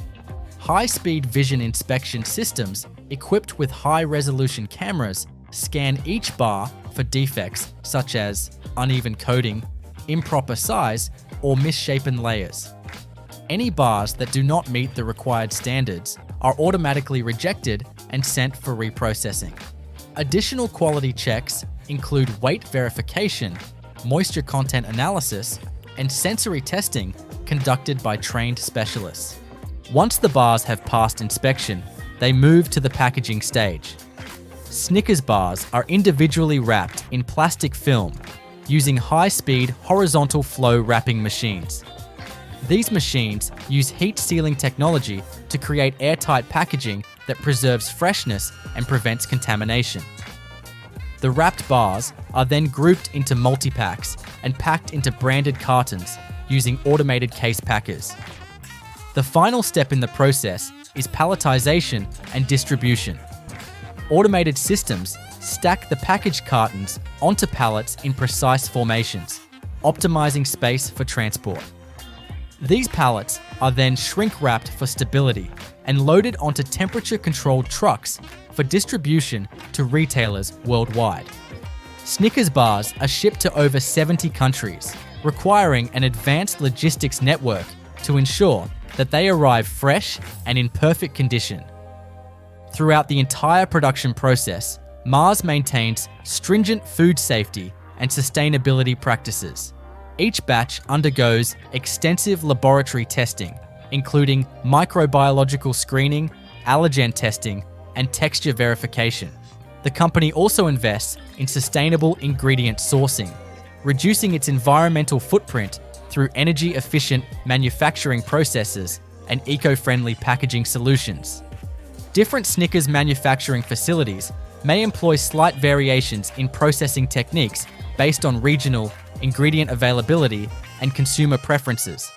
For example, some regions may use alternative chocolate blends with varying cocoa content, while others may modify the nougat or caramel consistency based on market demands. Additionally, special edition Snickers bars, such as Snickers Almond or Snickers Peanut Butter, require modifications in ingredient formulation and production methods. As consumer preferences evolve, Mars continues to innovate while maintaining the classic Snickers taste and texture. Advancements in automation, AI-driven quality control, and sustainable manufacturing practices are shaping the future of Snickers production. Despite these innovations, the fundamental principles of precision, consistency, and quality remain unchanged, ensuring that every Snickers bar delivers the same delicious combination of chewy nougat, gooey caramel, crunchy peanuts, and smooth milk chocolate that has made it a favorite among chocolate lovers worldwide. The production of Tony's Chocolonely chocolate bars is a carefully designed process that emphasizes ethical sourcing, sustainability, and high-quality chocolate-making techniques. Unlike traditional chocolate brands, Tony's Chocolonely is dedicated to creating a slave-free chocolate industry, ensuring that every step in the supply chain is transparent and fair. From sourcing cocoa beans from cooperatives in West Africa to molding and packaging the final bars, the production process is a seamless blend of traditional craftsmanship and modern automation. The journey of a Tony's Chocolonely bar begins with cocoa sourcing. The company partners with cooperatives in Ghana and Côte d'Ivoire, regions that are known for cocoa production, but also face significant challenges related to child labour and unfair wages. Tony's Chocolonely implements direct trade practices, paying a premium for cocoa and providing additional support to farmers through training programs and financial resources. This ensures that the beans are ethically sourced while maintaining a high standard of quality. Once harvested, the cocoa beans go through a meticulous post-harvest process. Farmers ferment the beans for several days, a crucial step that develops the deep, complex flavors needed for premium chocolate. After fermentation, the beans are spread out under the sun to dry, reducing moisture content and preventing mold growth. When dried to the appropriate level, the beans are packed into jute sacks and shipped to Tony's Chocolonely's processing facilities. Upon arrival at the factory, the beans undergo rigorous quality control checks. Samples from each shipment are tested for moisture levels, flavor consistency, and potential contaminants. Beans that pass inspection are stored in climate-controlled silos to maintain freshness before entering the production line. The first step in the chocolate-making process is roasting. Large industrial roasting machines heat the beans at precise temperatures, usually between 120 to 150 degrees Celsius, 248 to 302 degrees Fahrenheit. This process enhances the natural chocolate flavors and eliminates unwanted bitterness. The roasting time and temperature depend on the type of chocolate being produced. Dark chocolate requires a slightly longer roasting process than milk chocolate to develop its rich, bold flavors. Once roasted, the beans enter the winnowing process. A specialized machine cracks open the roasted beans and removes the outer husks, leaving behind the valuable cocoa nibs. These nibs contain both cocoa solids and cocoa butter, the essential components of chocolate. The nibs are then ground into a thick, smooth paste known as chocolate liquor. This process, carried out by industrial grinders, reduces the particle size of the nibs, creating a velvety consistency. At this stage, different chocolate variations begin to take shape. For Tony's Chocolonely's milk chocolate bars, the chocolate liquor is combined with sugar, milk powder, and additional cocoa butter to create a creamy texture. For dark chocolate, higher cocoa percentages are used with less sugar and no milk. The next step in the process is refining. The chocolate mixture is passed through heavy-duty steel rollers that grind the ingredients into ultra-fine particles. This step is crucial for achieving the smooth texture that defines high-quality chocolate. The finer the particles, the better the melt-in-your-mouth experience. Following refining, the chocolate undergoes conching, a process that enhances both texture and flavor. Large conching machines continuously mix and aerate the chocolate for several hours, allowing any residual acidity to evaporate while intensifying the chocolate's richness. The conching time varies depending on the desired flavor profile. Longer conching results in a smoother, more developed taste. After conching, the chocolate is tempered, a precise heating and cooling process that stabilizes the cocoa butter crystals. Proper tempering ensures that Tony's Chocolonely bars have a glossy finish, a satisfying snap when broken, and a long shelf life without developing fat bloom, the white streaks that can appear on improperly tempered chocolate. Once tempered, the liquid chocolate is ready for molding. Unlike most chocolate bars, Tony's Chocolonely bars are intentionally molded in an uneven pattern, symbolizing the unequal distribution of wealth in the chocolate industry. Automated machines pour precise amounts of chocolate into these custom-designed molds, which are then gently vibrated to remove air bubbles and ensure even distribution. The molds are then transferred to a cooling tunnel, where the chocolate gradually solidifies under controlled temperatures. This process prevents the bars from developing surface defects and ensures that they retain their perfect shape. Once the chocolate has fully set, the bars are ejected from the molds and sent to the quality control station. High-speed vision inspection systems scan each bar for defects, such as air bubbles, improper molding, or uneven texture. Any bars that do not meet the required standards are removed from the production line and either reprocessed or discarded. After passing quality checks, the bars move to the packaging stage. Tony's Chocolonely uses brightly colored, easily recognizable wrappers, each featuring bold typography and branding. The packaging process is fully automated, with high-speed wrapping machines, sealing each bar in foil and paper to protect it from moisture and contamination. The wrapped bars are then packed into cartons using robotic case packers. The final step in the process is palletization and distribution. Automated robotic systems stack the packaged bars onto pallets in a precise arrangement, optimizing space for transport. Manufacturing Almond Joy candy bars on an industrial scale begins long before any chocolate is melted or coconut is mixed. It starts with the careful sourcing and preparation of one of the candy's most iconic and defining components, the coconut. This isn't just any shredded coconut. This is a specific, moisture-balanced, finely textured variety that gives Almond Joy its distinct chewy center. Producing coconut to these specifications requires a highly controlled and deliberate process. And in modern facilities, this step alone involves extensive coordination between agricultural suppliers, food scientists, and processing engineers. The coconuts used in Almond Joy bars are primarily sourced from tropical regions like the Philippines, Indonesia, and India, where coconut palms grow in warm, humid climates and are harvested multiple times per year. The coconuts are selected based on strict criteria such as maturity, size, and oil content. all of which contribute to the flavor and structure of the final product. After harvesting, the outer husks are mechanically removed using rotary dehusking machines, exposing the inner brown shells. These shells are then cracked open using high-torque hydraulic presses or mechanical splitters, allowing access to the white coconut meat inside, also known as copra. Once separated from the shell, the coconut meat is washed in large stainless steel tanks using filtered water, sometimes with a light chlorine solution to remove any contaminants, shell fragments, or residual dirt. The clean coconut meat is then graded using high-speed rotary shredders, which reduce it into uniform strands. These industrial shredders operate at several thousand RPMs and are fitted with specialized blades designed to achieve a consistent flake size. The exact dimensions of the shredded coconut are critical.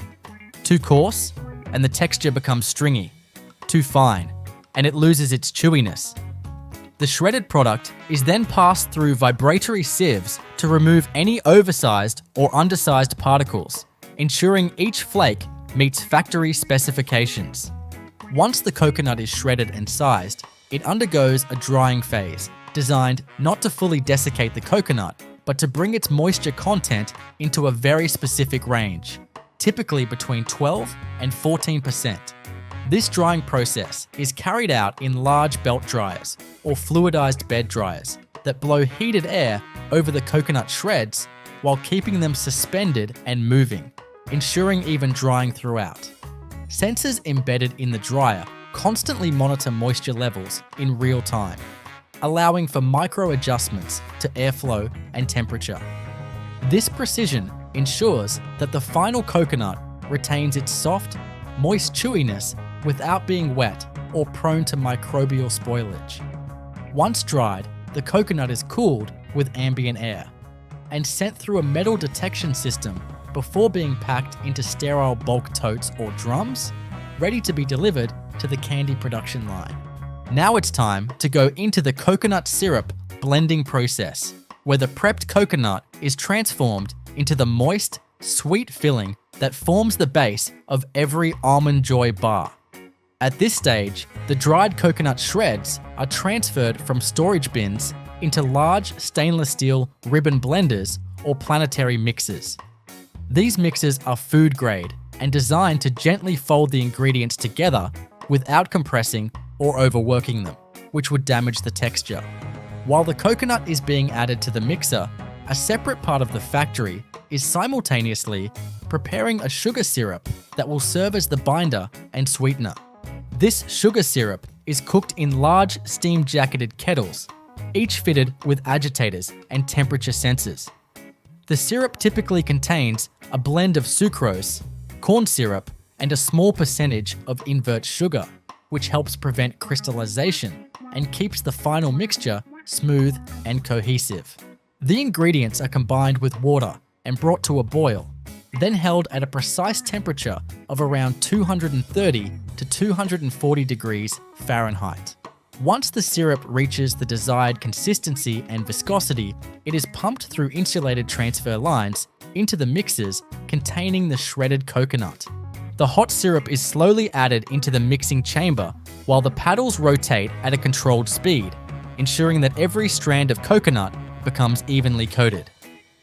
This mixing step is closely monitored for torque resistance, an indirect measure of viscosity and saturation.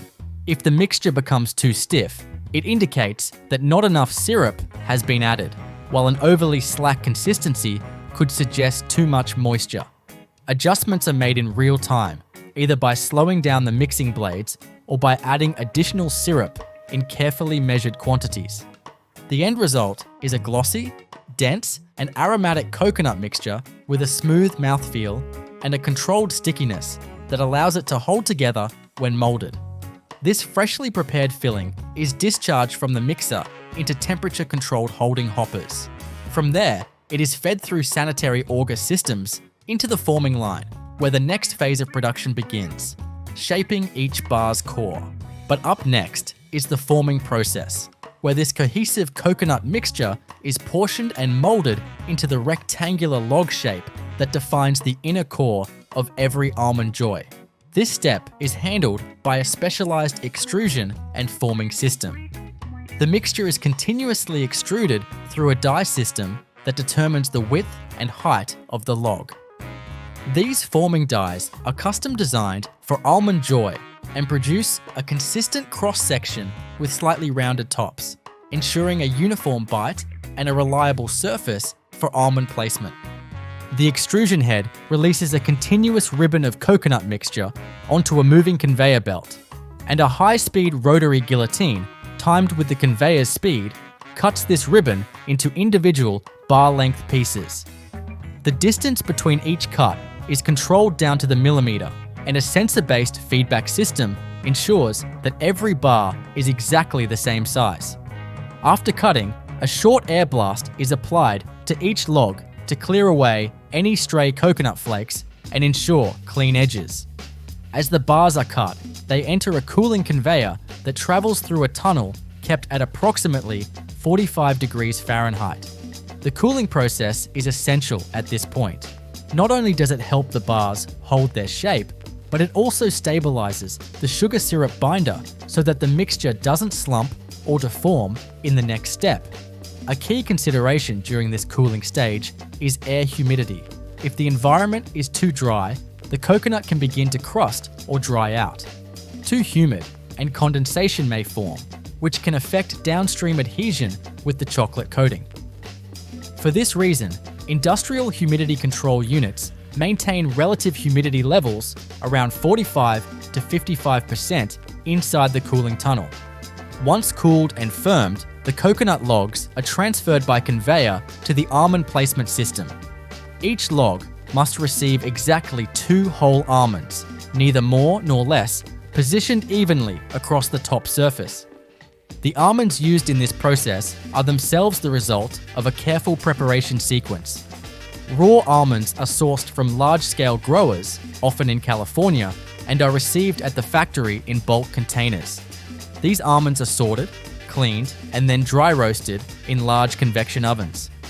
Roasting enhances flavor, reduces moisture to less than 5%, and gives the almonds the crunch consumers expect. After roasting, the almonds are cooled and transported to a hopper above the placement system. Here, they are singulated, separated into single file, and guided into individual almond placement arms.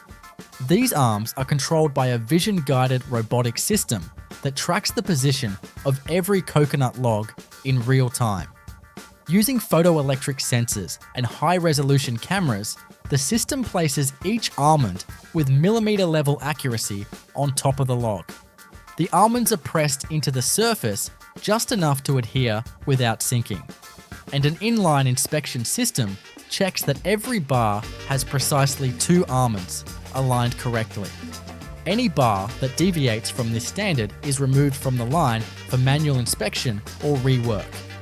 Now it's time to go into the chocolate enrobing stage, which marks the beginning of the transformation from a basic assembly of ingredients into the finished, glossy, consumer-ready candy bar. This process involves fully coating the almond-topped coconut cores with a layer of milk chocolate. But this is no ordinary chocolate. It has been specifically formulated and tempered to provide the right snap, shine, and melt-in-the-mouth texture that defines the Almond Joy eating experience. The chocolate is stored in holding tanks maintained at 110 to 115 degrees Fahrenheit and stirred continuously to ensure it remains fluid and free from separation. Before use, the chocolate is tempered through a process that heats, cools, and reheats it to align the cocoa butter crystals in a stable form. Proper tempering is essential as it prevents fat bloom and gives the coating its glossy finish and clean break. The tempered chocolate is pumped into an enrobing machine, which dispenses it in a continuous curtain across the width of the conveyor belt. As the coconut and almond cores pass underneath, they are fully submerged in the falling sheet of chocolate, while a bottoming unit applies a layer of chocolate to their underside. Immediately afterward, a series of air blowers remove excess chocolate, ensuring a uniform thickness and revealing the shape of the almonds beneath. What emerges is a fully coated bar that looks and feels like the final product, but still needs time to set. That step begins as the bars enter a temperature-controlled cooling tunnel, and that's where the next phase begins. Inside the cooling tunnel, a meticulously engineered, climate-controlled chamber extending over 30 feet in length, the freshly enrobed Almond Joy bars begin their chocolate setting phase. This tunnel is one of the most crucial parts of the process, ensuring that the tempered chocolate coating transitions from a glossy liquid into a solid shell with the perfect texture and finish. The chocolate must cool at a precise rate, not too fast, which could result in cracking or sugar bloom, and not too slowly, which could cause the cocoa butter crystals to misalign, leading to dullness or fat bloom on the surface. The tunnel operates at an ambient temperature between 45 and 55 degrees Fahrenheit, and relative humidity is tightly controlled around 50%. High-efficiency fans circulate cold air evenly across all bars on the conveyor, and temperature sensors track minute variations along the length of the tunnel. The speed of the conveyor is carefully synchronized with the chocolate's crystallization curve so that the bars spend just the right amount of time cooling, usually between 7 and 12 minutes, depending on environmental conditions, line speed, and chocolate thickness. During this stage, the chocolate coating fully hardens around the coconut and almond core, creating a glossy, smooth outer layer that locks in moisture and flavor. The almonds, having been gently pressed into the top of the coconut before enrobing, remain clearly visible through the chocolate shell, creating the bar's iconic bumpy silhouette. As the bars exit the tunnel, they are now fully formed, with all primary ingredients integrated and stabilized. But the next phase, inspection and quality control, ensures that only perfect bars make it into the hands of consumers. The next step is the multi-layered inspection and quality assurance phase, a critical junction in the Almond Joy manufacturing process. Here, each fully cooled, enrobed bar passes under a series of digital scanning systems equipped with high-resolution cameras and sensors that detect inconsistencies in shape, size, and appearance. These systems analyze every bar in real time using image recognition algorithms trained to identify surface defects, incomplete chocolate coverage, missing almonds, or any signs of misalignment. Each camera system captures dozens of images per second, creating a detailed digital fingerprint of each bar. If a defect is detected, such as an air bubble on the surface, a chocolate smear, or a misaligned almond, the bar is automatically rejected using a quick puff of compressed air that directs it off the main conveyor into a designated collection tray. Rejected bars are recorded and analyzed in quality control logs to monitor trends and flag any upstream issues in real time, like syrup inconsistencies or almond placement variances. Following the visual inspection, the bars pass through an inline check weighing station. This precision balance system measures the mass of each individual bar down to the 1/10 of a gram. Bars that are even slightly under or overweight are flagged and rejected from the line. This strict weight control not only ensures product consistency and consumer satisfaction, but also regulatory compliance, as all packaged goods must meet labeled net weight declarations. These check weighers are recalibrated frequently during production to maintain absolute accuracy, and the results are logged digitally to provide traceable batch records. Next, a random sampling process is initiated where trained human inspectors pull sample bars from the line every few minutes. These samples are taken to a nearby quality assurance room for deeper evaluation. Inspectors slice open the bars and examine the cross-section for proper ingredient distribution, moisture retention in the coconut layer, almond placement, and shell integrity. Taste testing is performed by a trained sensory panel in a separate tasting room to ensure the flavor profile remains consistent. Parameters like sweetness, chewiness, and chocolate snap are all evaluated and recorded in a detailed quality report. Once bars have successfully passed through the inspection phase, they are ready for the next stage, packaging. But up next is the flow wrapping process, where each Almond Joy bar is individually wrapped using high-speed machinery designed to maintain hygiene, preserve freshness, and uphold branding consistency. The packaging film, pre-printed with the Almond Joy logo and product information, is loaded in giant rolls at the start of the packaging line. These rolls are threaded through a series of rollers and tensioners that keep the film aligned and taut as it's fed into the wrapping unit.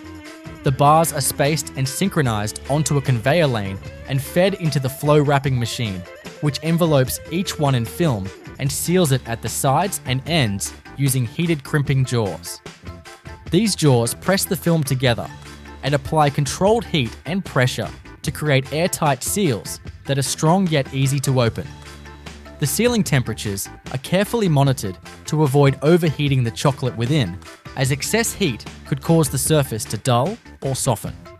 Each wrapped bar is then passed under a thermal inkjet or laser coder, which prints the best before date, batch code, and production time directly onto the wrapper. This traceability information is vital in case of recalls, inventory tracking, or shelf life analysis. Vision sensors verify the presence and clarity of the code, and any missing or illegible codes trigger a rejection mechanism. The speed of this entire process is remarkable. Modern flow wrappers can handle upwards of 500 bars per minute, all synchronized perfectly to match the upstream enrobing output. Once wrapped and coated, the Almond Joy bars are grouped into retail-ready formats. Depending on the destination, this could mean twin packs, king-size versions, or standard singles in cartons. Cartoning machines fold and glue cardboard sleeves or cartons, then insert the correct number of bars automatically. These cartons are scanned for correct orientation, closed, and labeled with shipping and SKU data. A final check weigher ensures that the total weight of each carton falls within specification, and the completed units are then moved down the line to case packing. The case packing phase involves automated robotic arms or pick-and-place systems that lift finished cartons and place them into larger, corrugated shipping cases. The arrangement within each case is optimized for pallet stability and protection during transit. Each case is labeled with product identifiers, batch codes, and destination information, then sealed and conveyed to a palletizing station. Palletizing robots stack the cases onto wooden or plastic pallets in precise configurations to maximize space and maintain structural integrity during transport. Once a full pallet is assembled, it's wrapped in high tensile stretch film using automated rotary arm or turntable wrappers.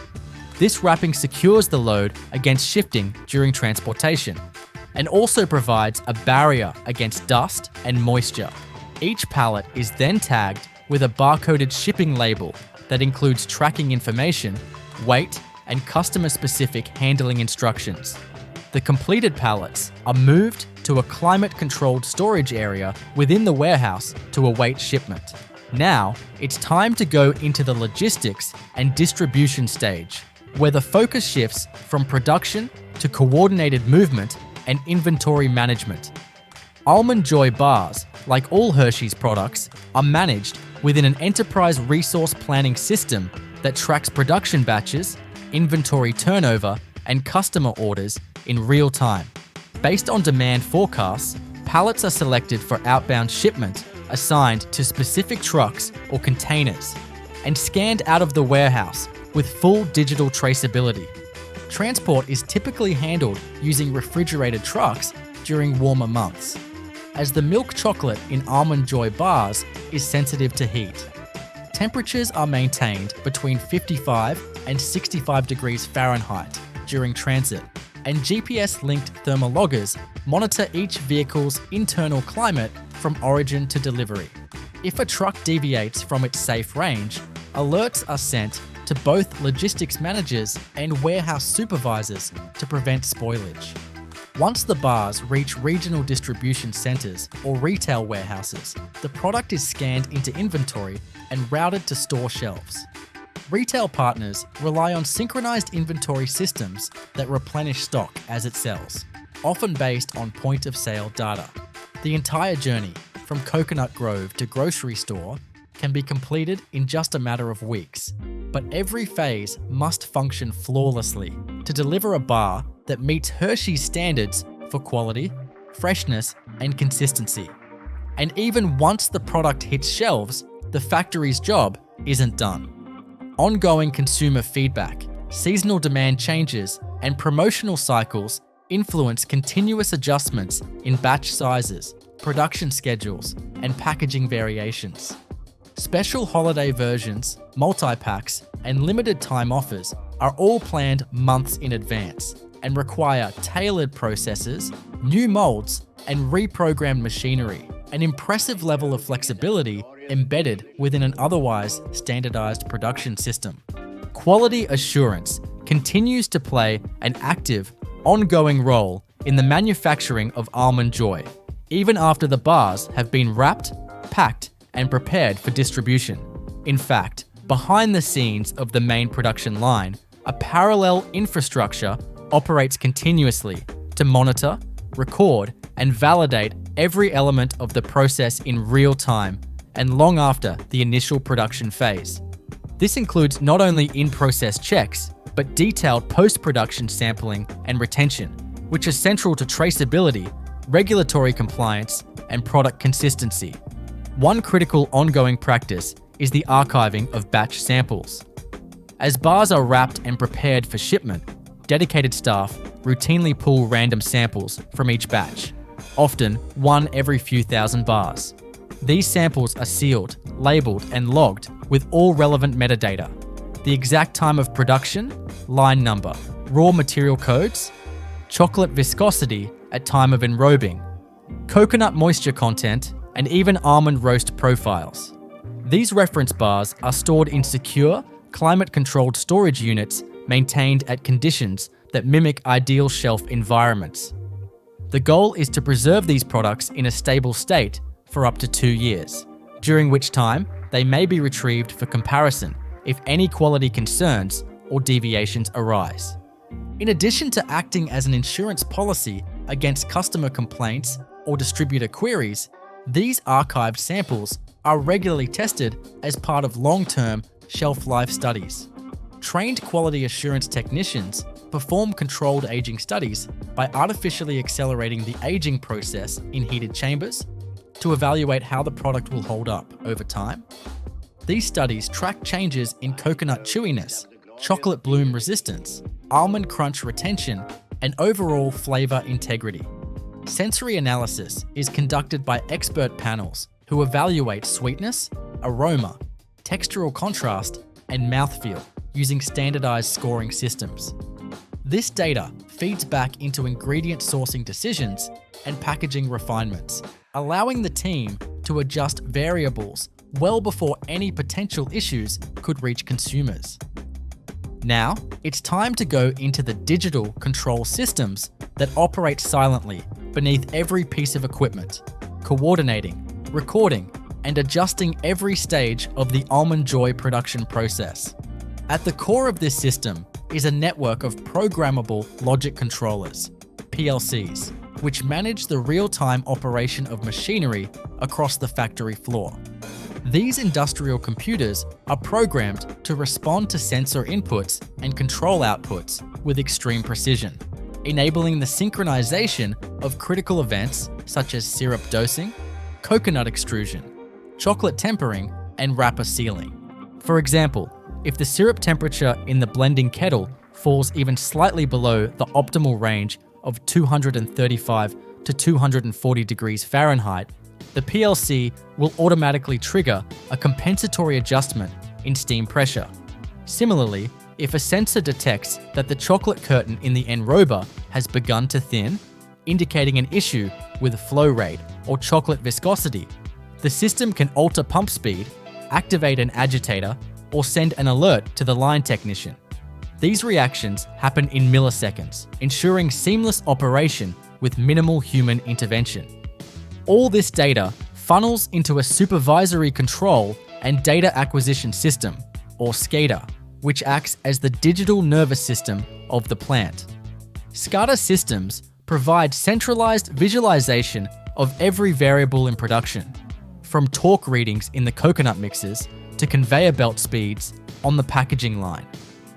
Live dashboards display real-time metrics alongside historical trends, and operators can set control limits to trigger alarms, shutoffs, or automatic corrective actions when deviations occur. Data logging is continuous, with every action time-stamped and stored in redundant backups for audit and analytics purposes. But up next is the role of continuous improvement teams and how they use this wealth of production data to fine-tune the manufacturing process. Rather than viewing each shift as a discrete operation, modern Almond Joy factories treat every minute of production as a learning opportunity. Statistical process control specialists and lean manufacturing engineers analyze massive volumes of data to identify small but significant trends. For instance, if there's a subtle uptick in the rate of chocolate flow variation on line 2 during evening shifts, it might suggest thermal drift in the tempering unit or minor calibration errors in the chocolate pump. These insights allow preventive maintenance schedules to be updated, saving time and resources while minimizing the risk of future disruptions. Some adjustments are made on the spot, while others lead to full pilot testing cycles. Pilot lines, scaled-down versions of the full production setup, allow engineers to test adjustments to temperature profiles, mixing durations, or conveyor speeds without interrupting primary operations. For example, if a new batch of coconut arrives with slightly higher fat content than normal, the pilot team may experiment with modified syrup ratios or mixing times to maintain the same moisture binding characteristics. Results are measured using laboratory tools like refractometers, rheometers, and moisture analyzers. And the most successful configuration is then rolled out to full production. The focus on fine-tuning doesn't stop at equipment and ingredients. It also extends to the behavior of the product throughout the supply chain. Some Almond Joy bars are shipped across the country or even internationally, and that means packaging and formulation must perform under a wide range of conditions. Engineers perform transit simulations using vibration tables and thermal chambers to replicate the effects of long-distance trucking or air freight. These simulations allow packaging specialists to evaluate wrapper integrity, seal strength, and chocolate stability under heat and motion stress. In cases where performance can be improved, new materials or layering structures are proposed, often months before the consumer ever sees the final package. Toblerone chocolate production begins with the sourcing and intake of its core raw materials: cocoa mass, cocoa butter, sugar, milk powder, honey, almonds, and soy lecithin as an emulsifier. The distinct taste of Toblerone, known for its smooth Swiss milk chocolate interspersed with chewy nougat and honey almond notes, relies on both the precision of ingredient handling and the consistency of every preparation stage. The factory intake process starts with the arrival of these ingredients at the manufacturing plant's loading bay. Each ingredient is stored and transported under specific conditions tailored to its nature. For example, cocoa mass and cocoa butter, which are highly sensitive to temperature and oxidation, are delivered in thermally stabilized containers that keep them in a semi-solid state. Upon arrival, these containers are immediately transferred into insulated storage tanks inside the facility to prevent exposure to ambient air and humidity. These tanks are purged with inert nitrogen gas to minimize oxidation and preserve flavor integrity. Milk powder, sugar, and lecithin arrive in sealed food-grade sacks or large bulk bins and are lifted by pneumatic suction systems into silo units for temporary storage. Before anything enters the production stream, comprehensive quality assurance testing is conducted. Samples from each delivery are checked for microbiological safety, color, flavor, moisture content, and texture. Specialized equipment such as near-infrared spectrometers and rotary viscometers are used to assess these parameters in real time. Once verified, the production of the chocolate base begins. This base, which will serve as the core medium for all Toblerone bars, is created by combining cocoa mass, cocoa butter, sugar, and milk powder. Each of these components is dispensed into high-capacity stainless steel mixers in precise ratios dictated by the Toblerone formulation. These mixers are automated and fitted with load cells to ensure that each ingredient is weighed to the gram before being introduced to the blend. The contents are mixed at low speed to ensure a homogeneous distribution of particles without excessive aeration. This preliminary mixture, however, is far from the final silky chocolate. At this stage, the texture is coarse and grainy. To refine it, the mix is fed into a 5-roll refiner. The 5-roll refiner is a massive piece of machinery consisting of 5 horizontally aligned steel rollers that compress and shear the chocolate particles down to a size between 18 and 25 microns. This reduction in particle size is critical for mouthfeel. If particles remain larger than 30 microns, the human tongue perceives a gritty texture. Below 20 microns, the chocolate begins to melt smoothly and luxuriously in the mouth. During refining, sensors continuously monitor the gap between rollers and particle fineness using real-time laser diffraction analysis. Excessive refining can result in overheating or fat separation, so the temperature of each roller is actively cooled and monitored to maintain uniform conditions. The refined paste exits the refiner as a silky, thick, and slightly warm material, ready for the next stage, conching. Conching is the step where Toblerone's flavor is truly developed and its texture perfected. The conche machine is a large enclosed vessel that contains mechanical arms or rotors that knead the chocolate mass for several hours. This process serves multiple purposes. First, it evaporates unwanted volatile compounds, such as acetic acid or aldehydes, that may have formed during roasting or refining. Second, it distributes the cocoa butter evenly around each solid particle, coating them thoroughly and improving the overall flow behavior of the chocolate. The conching process typically lasts between 6 and 12 hours, depending on the batch size and the desired profile of the chocolate. During this time, emulsifiers such as soy lecithin are added to reduce the chocolate's viscosity without increasing the fat content. This makes the chocolate easier to mold and coat, while also enhancing its melt-in-the-mouth properties. It is also during conching that the iconic honey and nougat flavor notes of Toblerone begin to be layered in. Honey is added in measured amounts, not just for sweetness, but also to contribute to the product's distinct aroma and chewiness once combined with nougat. The factory conching process uses controlled heat, usually between 45 degrees Celsius and 80 degrees Celsius, to keep the cocoa butter in a liquid state. Temperature control is crucial. Too hot, and the chocolate risks burning or developing off flavors. Too cold, and the process slows, failing to drive off sufficient moisture. Modern conches are equipped with real-time pH, moisture, and volatile compound sensors that feed back into the control system, allowing operators to adjust mixing speed, arm pressure, or temperature on the fly. Once the conching is complete, the resulting chocolate is an ultra-smooth, shiny, and aromatic mixture. It is pumped into jacketed holding tanks that keep it at a stable temperature of around 30 to 32 degrees Celsius, ideal for downstream processes such as tempering and molding.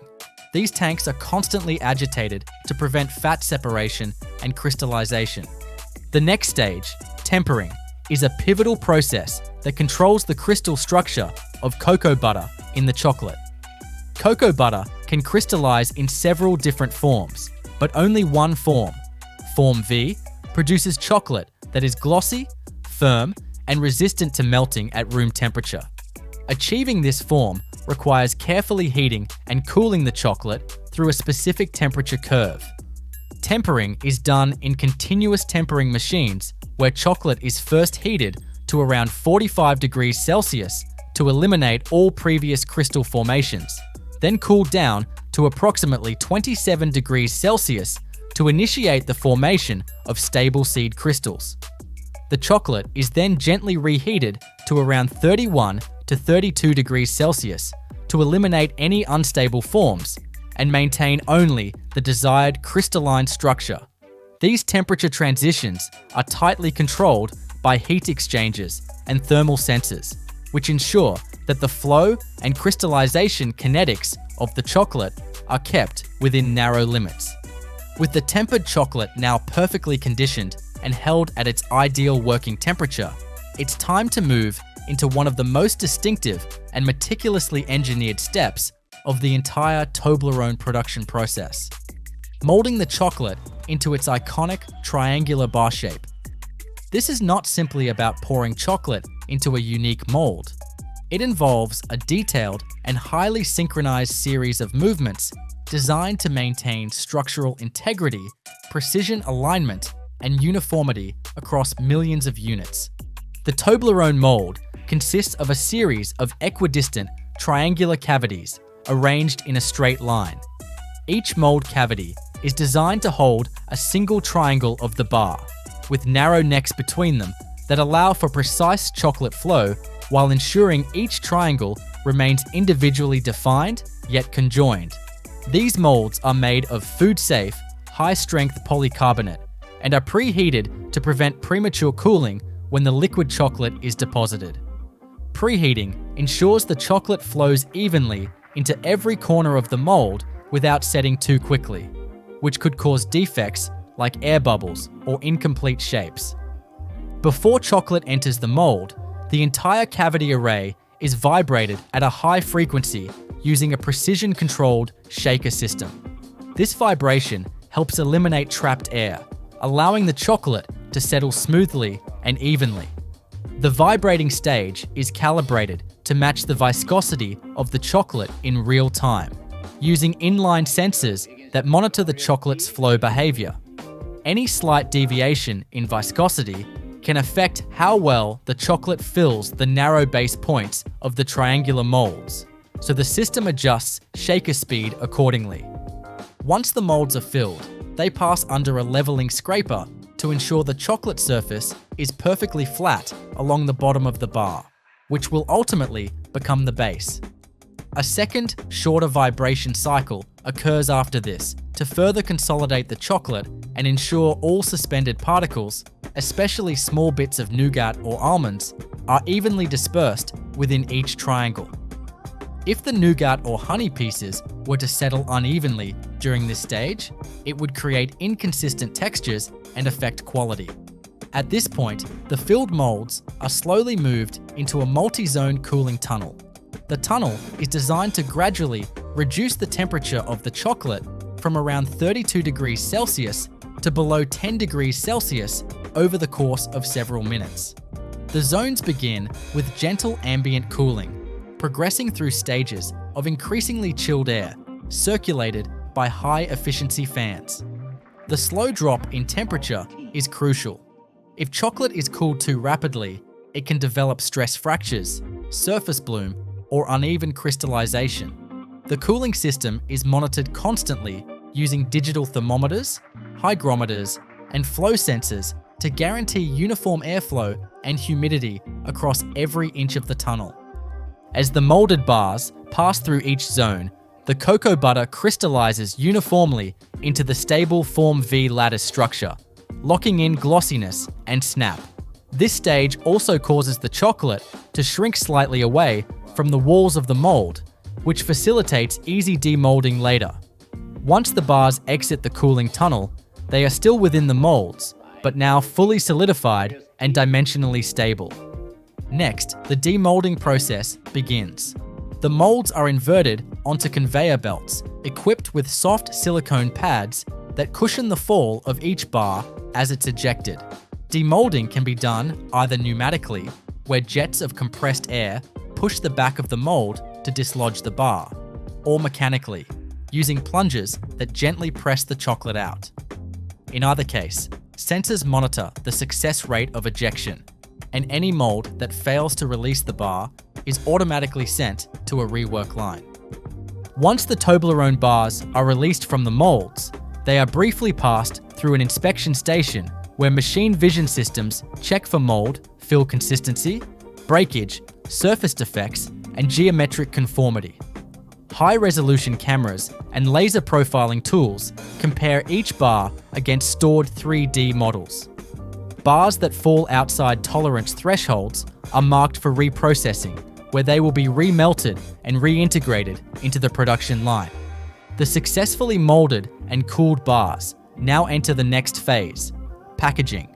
Before wrapping, each bar passes through a controlled dehumidification tunnel. This step is critical for preventing condensation during packaging, which could lead to microbial growth, sugar bloom, or spoilage. The dehumidifier maintains an environment below 30% relative humidity and gently warms the air around the chocolate to just above ambient temperature, allowing any moisture on the surface to evaporate without melting the chocolate. Once surface conditions are stabilized, the Toblerone bars move to the wrapping station. Here, the bars are individually picked and aligned onto a high-speed belt, where the characteristic triangular cardboard sleeve is automatically wrapped around each one. The sleeves are die-cut from pre-printed cardboard stock, folded precisely, and glued using food-safe adhesive. Each wrap is barcoded and batch-coded in real time, using inkjet printers synchronized with the production software. After the sleeve is applied, some product variations receive a foil wrapping beneath the cardboard.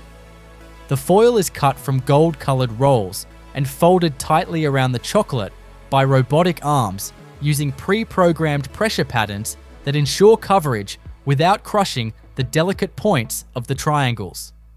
The foil serves as an oxygen and light barrier to prolong shelf life, especially for Toblerone products destined for warmer climates or long export journeys. Every wrapped bar is now scanned and weighed by automated inspection stations. Any unit that falls below or exceeds target weight, accounting for chocolate and packaging, is removed from the line for manual inspection. Those that pass all checks are sorted into bundles depending on product format: single bars, multi-packs, or gift sets. The bars are grouped into cartons by pick-and-place robots. These robots use suction cups and soft grippers to avoid damaging the points of the chocolate triangles. The cartons are then sealed, labeled with lot and traceability data, and stacked into master cases. Each master case is assigned a tracking code and loaded onto pallets using robotic palletizers programmed for maximum cube efficiency and stability. These pallets are then wrapped with stretch film and stored in temperature-controlled warehouses.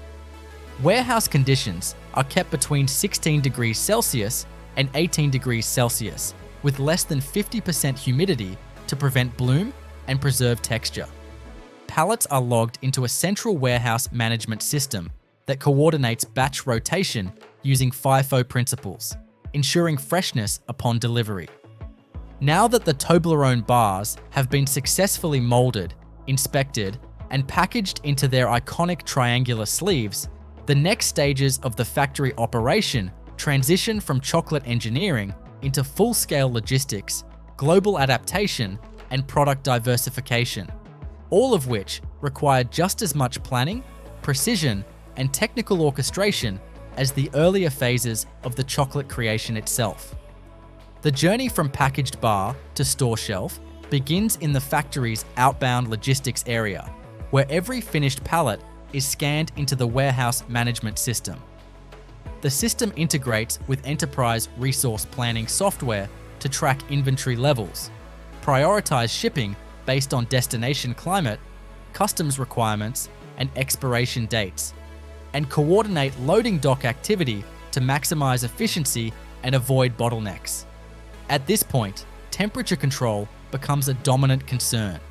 Because chocolate is sensitive to thermal shock and prolonged exposure to high humidity or temperatures, all shipments are required to pass through insulated loading bays equipped with temperature buffering systems. These systems maintain consistent conditions even as trucks are loaded, preventing any temporary environmental spikes that might affect product integrity. For shipments destined for nearby distribution centers within a 200-kilometer radius, standard refrigerated trucks are used. These trucks are pre-cooled to the exact storage requirements, typically 16 to 18 degrees Celsius, and each one is fitted with temperature loggers and GPS tracking units that upload data to the central logistics server in real time. Any deviation in internal truck temperature during transit is flagged automatically, prompting quality control checks upon arrival.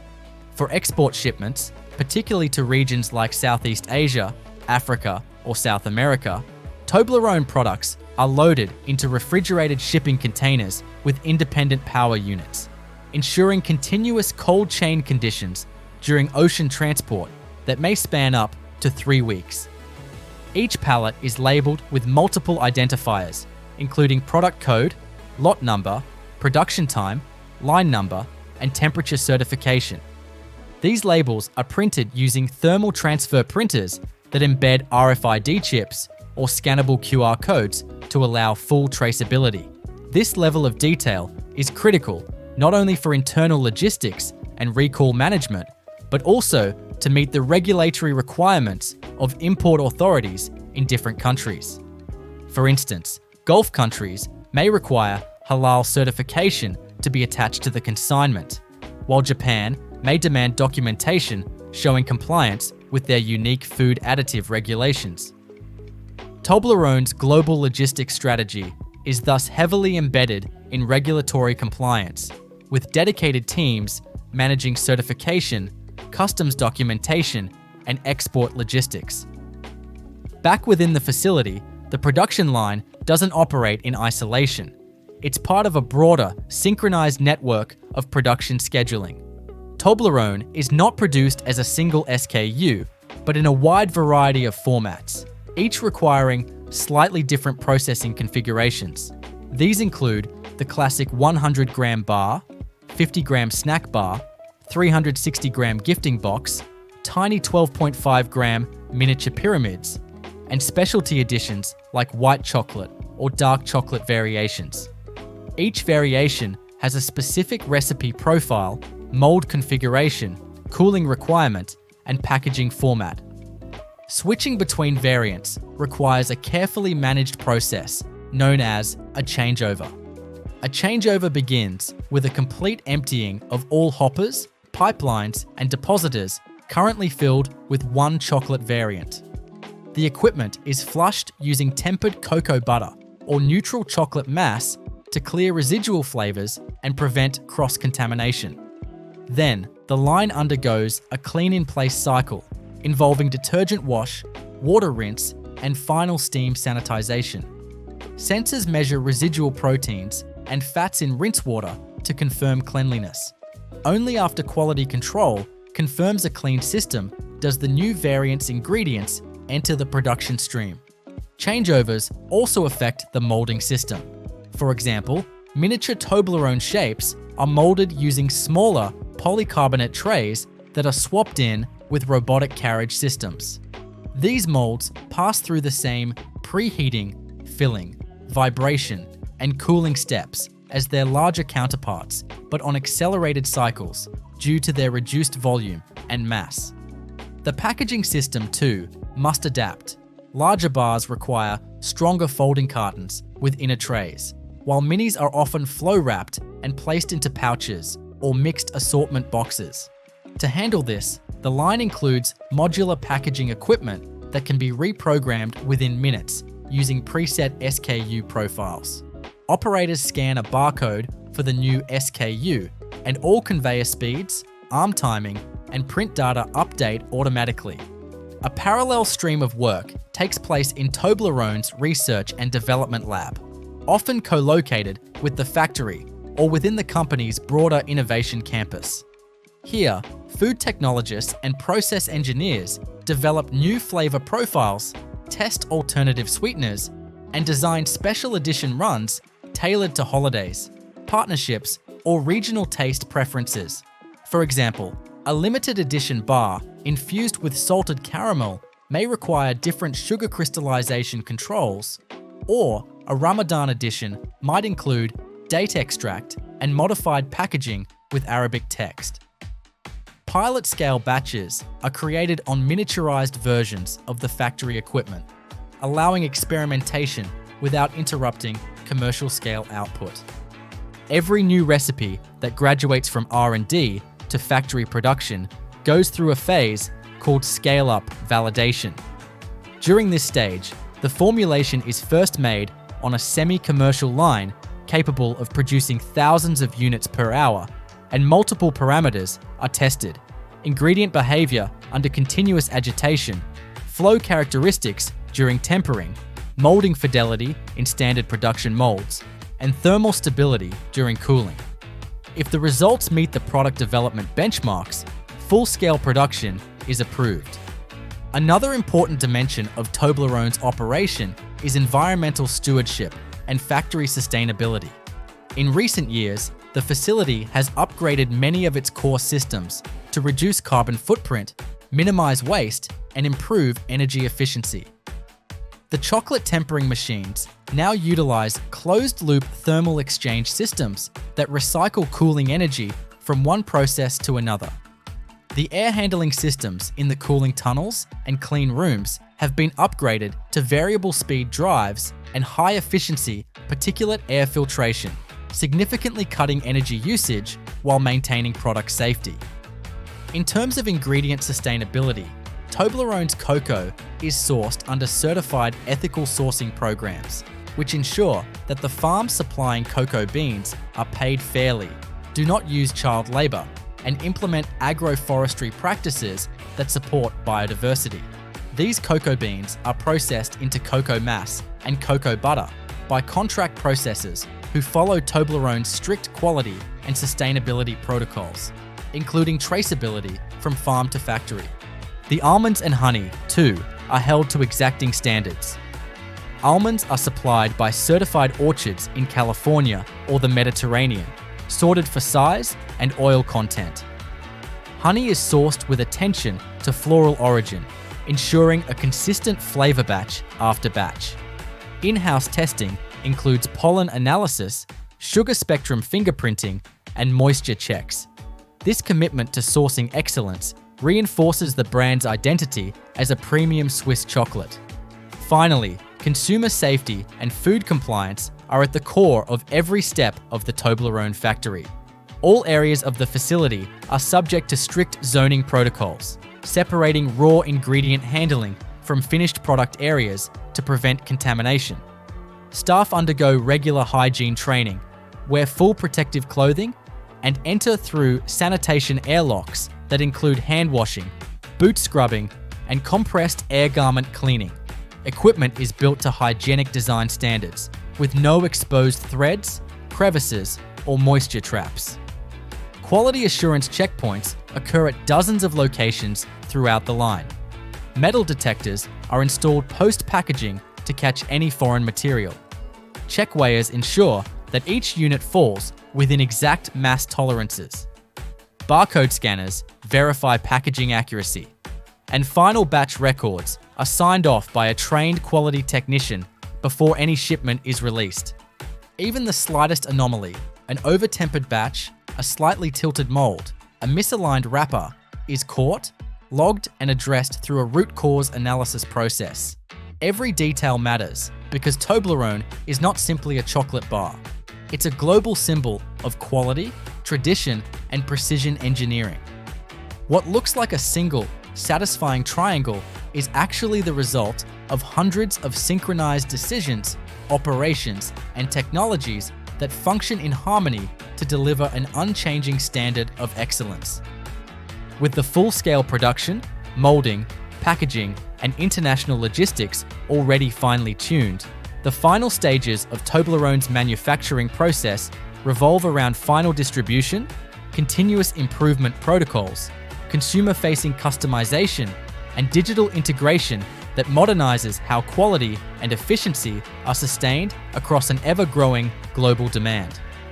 Once pallets of finished, labeled and verified Toblerone products are ready for shipment, they enter the outbound logistics management system, where real-time data on shipping routes, order queues, and warehouse availability determine where each batch goes next. The system doesn't just track inventory, it optimizes routes based on transportation cost, shelf life preservation, retail replenishment cycles, and sales forecasts provided by global distribution partners. Whether a shipment is bound for a Swiss airport duty-free zone, a North American grocery chain, or an e-commerce fulfillment center, its path is selected based on minimizing transit time and maintaining perfect storage conditions. Each truck or container that leaves the factory is accompanied by digital and printed documentation that includes compliance declarations, temperature logs, ingredient traceability records, and destination-specific export certificates.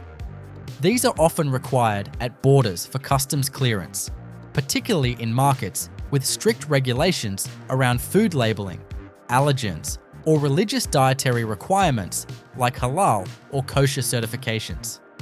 The factory's compliance team works in sync with shipping personnel, constantly updating their records as international regulations evolve. Inside the production facility itself, continuous improvement is embedded at every level.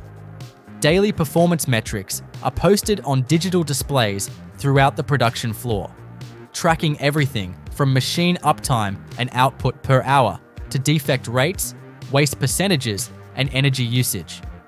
Operators have access to touch panel controls that allow them to report faults or initiate adjustments on the fly. When an anomaly is detected, it's logged in a root cause tracking system that prompts follow-up from engineering or quality assurance teams. This immediate feedback loop is designed to prevent small issues from becoming systemic problems. Preventive maintenance also plays a major role in sustaining Toblerone's high production standards. Every piece of equipment in the line, from chocolate mixers to automated packers, is tagged with a maintenance schedule integrated into the plant's CMMS. Operators are prompted automatically when a belt needs replacement, a blade needs sharpening, or a motor requires lubrication. By minimizing unplanned downtime, the factory ensures consistency in output and avoids any deviation from scheduled production volumes. Consumer customization is another frontier in Toblerone's manufacturing strategy. For promotional seasons, corporate gifting campaigns, or regional celebrations, Toblerone offers limited edition bars with printed names, holiday messages, or even national flag motifs. The process for M&Ms begins with the preparation of the chocolate centers. For classic milk chocolate M&Ms, this involves creating a standardized chocolate blend using a combination of cocoa liquor, cocoa butter, milk solids, sugar, and lecithin.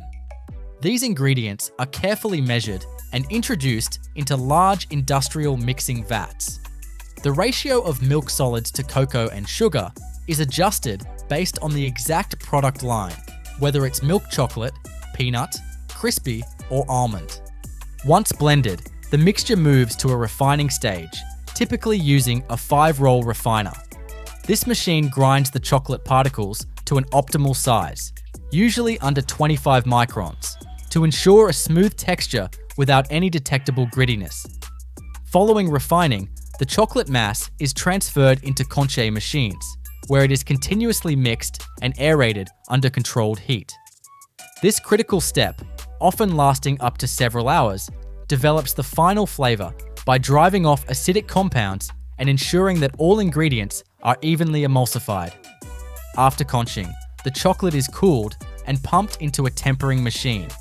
Here, the chocolate is brought through a series of controlled heating and cooling stages to encourage the formation of stable cocoa butter crystals. This tempering process is essential for the final snap and sheen of the chocolate. Tempered chocolate is held in insulated storage tanks, stirred continuously to maintain consistency and prevent premature crystallization. To form the centers of M&Ms, the tempered chocolate is deposited into spinning molding drums, where small, consistent droplets are rapidly cooled to form uniformly sized spheres. In the case of peanut or almond M&Ms, the center process is different.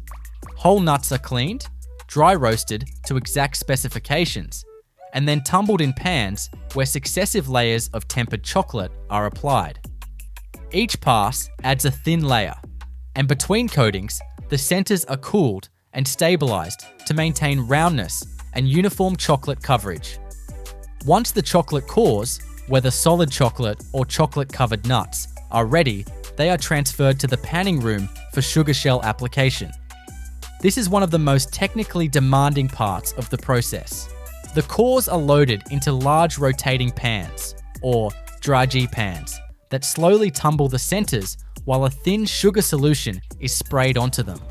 As the pans rotate, the solution spreads evenly, and heated, dehumidified air is blown into the pans to evaporate moisture and crystallize the sugar coating.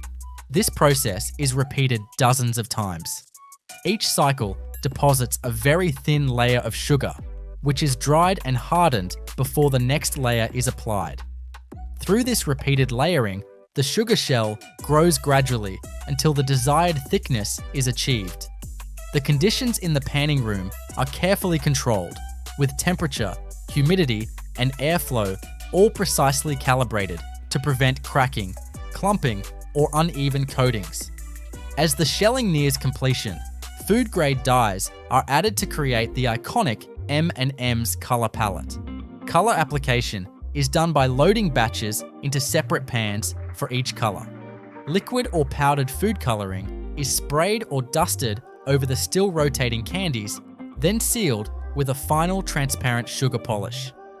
This step not only gives the candies their vibrant hues, but also produces the glossy finish M&Ms are known for. Modern facilities use optical scanners and machine learning algorithms to ensure each piece has uniform color coverage and no significant defects. Once the candy shells are colored and polished, the next step is the addition of the iconic M stamp. This is performed by a specialized printer equipped with multiple high-speed stamping heads. The M&Ms are spread out on a flat, vibrating conveyor belt that orients the candies so they're properly positioned for printing. Each printer head rapidly applies a food-safe white vegetable ink in the form of the lowercase m. The process is fast enough to stamp tens of thousands of candies per minute while maintaining alignment and clarity. After stamping, the candies are funneled into stainless steel hoppers where they cool briefly and are gently tumbled to remove any residual static electricity or misalignment. The candies then flow into the packaging line, which is equally sophisticated. M&Ms are portioned using multi-head combination weighers that ensure each packet receives an accurate fill weight. These weighers use vibrating chutes and load cells to dispense candies into forming machines that create the signature M&M's pouches or tubes from printed film. The packaging film is pulled, cut, and sealed around the candies in a vertical form-fill seal machine. Each pack is marked with a lot number, expiration date, and manufacturing code. Metal detectors and X-ray systems scan every packet for potential contaminants or packaging defects, and inline check weighers verify that the fill weight meets specifications. Any defective packs are ejected from the line automatically. Packaged M&Ms are then collected into cartons, which are barcoded and shrink-wrapped for shipping. These cartons are palletized by robotic arms and moved to climate-controlled warehouses. The temperature and humidity of these storage facilities are tightly controlled to prevent chocolate bloom or sugar shell degradation. The final step is distribution, with pallets sent out through a carefully coordinated logistics network to grocery stores, vending machines, and distributors around the world. Throughout the entire M&M's manufacturing process, quality control is constant. Samples are pulled at every major stage: chocolate refining, shell coating, coloring, stamping, and packaging. Technicians perform tests on texture, shell thickness, moisture levels, and color uniformity. Tasting panels sample daily to assess flavor, and sensory booths are used to eliminate bias during evaluations. Environmental considerations are also built into the process. Dust collection systems are used in sugar handling areas to minimize air particulates, and water used in cleaning is recycled where possible using filtration and sterilization. Temperature recovery systems reuse heat generated by panning dryers and conching machines, feeding it into the plant's HVAC system or hot water circuits.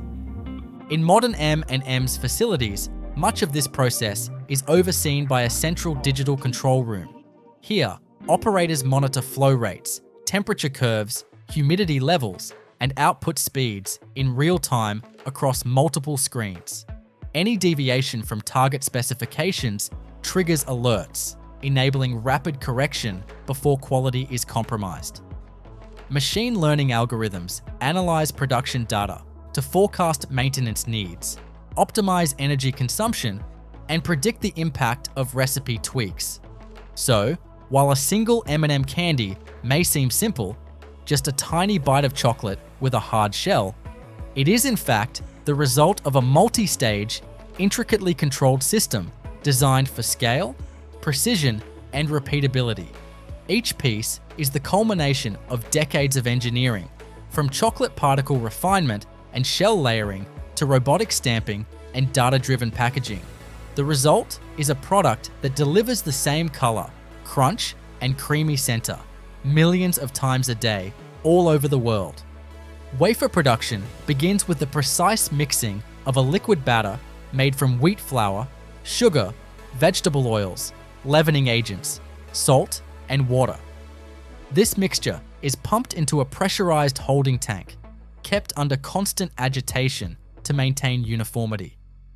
From there, it flows into a series of wafer baking plates arranged on a rotary belt oven. Each set of plates clamps down, spreading the batter evenly across the mold surface as it rotates through a high-temperature tunnel oven. The baking process takes less than 2 minutes, during which the wafer sheets are cooked evenly on both sides to a crisp, golden consistency. Optical sensors mounted along the oven track monitor browning levels and moisture content in real time, adjusting heat distribution if necessary. The fully baked wafer sheets exit the oven onto cooling conveyors equipped with forced air fans. Rapid dry cooling is critical to avoid humidity absorption, which could lead to soggy or uneven wafers. Once cooled, the wafer sheets are transferred to a stacking unit where they are automatically aligned and fed into the layering system. This system applies a uniform layer of chocolate-based filling using a grooved roller that spreads the cream with millimeter precision. This filling consists of sugar, cocoa powder, non-hydrogenated fats, and finely ground reprocessed wafers, which are reincorporated into the cream to create a consistent texture and minimize waste. Another baked wafer sheet is pressed on top, forming the next layer. Most KitKat bars use 3 wafer layers and 2 cream layers in alternating sequence. The stacked wafer blocks pass under a compression roller to ensure uniform density and adhesion between layers. Immediately afterward, the layered wafer slabs are conveyed to the cutting station. High-speed rotary blades or ultrasonic knives slice the slab into individual fingers. Each cut must be surgically clean to preserve the structural integrity of the wafer and prevent crumbling or edge collapse. Blades are cleaned automatically between cycles to prevent buildup. Next, the naked fingers proceed to the enrobing line. These bare wafer pieces are gently placed onto stainless steel mesh conveyors and passed through a flow of tempered chocolate. The enrober coats each finger completely, sides, bottom, and top, with a thin, even layer of chocolate. To prevent excess chocolate from accumulating at the base, air knives blow from underneath the mesh to clear pooling, followed by a vibrating section that helps settle the coating and eliminate surface bubbles. Tempering of the enrobing chocolate is critical here. The chocolate must be heated, cooled, and reheated in a precise sequence to promote stable cocoa butter crystallization. This gives the final product its distinctive glossy finish and crisp snap. Chocolate that isn't properly tempered can appear dull, bloom with fat crystals, or become too soft at room temperature. Once coated, the fingers are passed through a cooling tunnel that gradually reduces the temperature from about 30 degrees Celsius down to 10 degrees Celsius. This controlled descent ensures the chocolate solidifies uniformly without contracting too quickly or developing cracks. Cooling typically takes around 5 to 7 minutes and is performed in multiple zones, each with its own humidity and temperature controls. Sensors inside the tunnel detect surface gloss and chocolate hardness using reflectometers and pressure probes. If any deviation is found, the product is automatically diverted for reprocessing. At this point, the bars are ready for the branding stage. For standard 4-finger KitKats, an embossing stamp may be used to imprint the brand name into the chocolate coating while it's still slightly soft, just before final hardening. The embossed chocolate then continues along the line to the packaging area. Bars are counted, aligned, and guided into flow wrappers. A single horizontal form-fill seal machine wraps each bar in a foil laminate film printed with branding, nutritional information, barcodes, and lot numbers. The film is heat sealed around the chocolate in less than half a second, forming a tight, protective package. Each wrapped bar is then weighed using an inline check weigher to ensure proper chocolate fill and detect any anomalies. If the bar is too light or heavy, or if the seal is not correctly formed, it is rejected and sent to a secondary inspection lane. Successful bars are collected into batches for secondary packaging. This may include multi-packs, gift boxes, or variety bundles, depending on the product variant. Robotic arms arrange bars into trays or cartons, which are then sealed, labeled, and date-stamped by automatic systems. These boxes are stacked on pallets using robotic palletizers programmed with pattern optimization software to maximize space efficiency and ensure load stability. The completed pallets are shrink-wrapped and tagged with RFID identifiers that record batch data, origin, and destination logistics.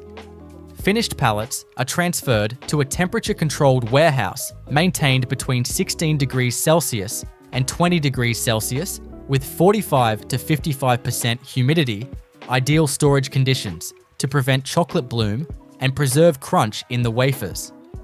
All stages of production are monitored via a centralized manufacturing execution system, which links real-time sensor data, production schedules, and quality control checkpoints.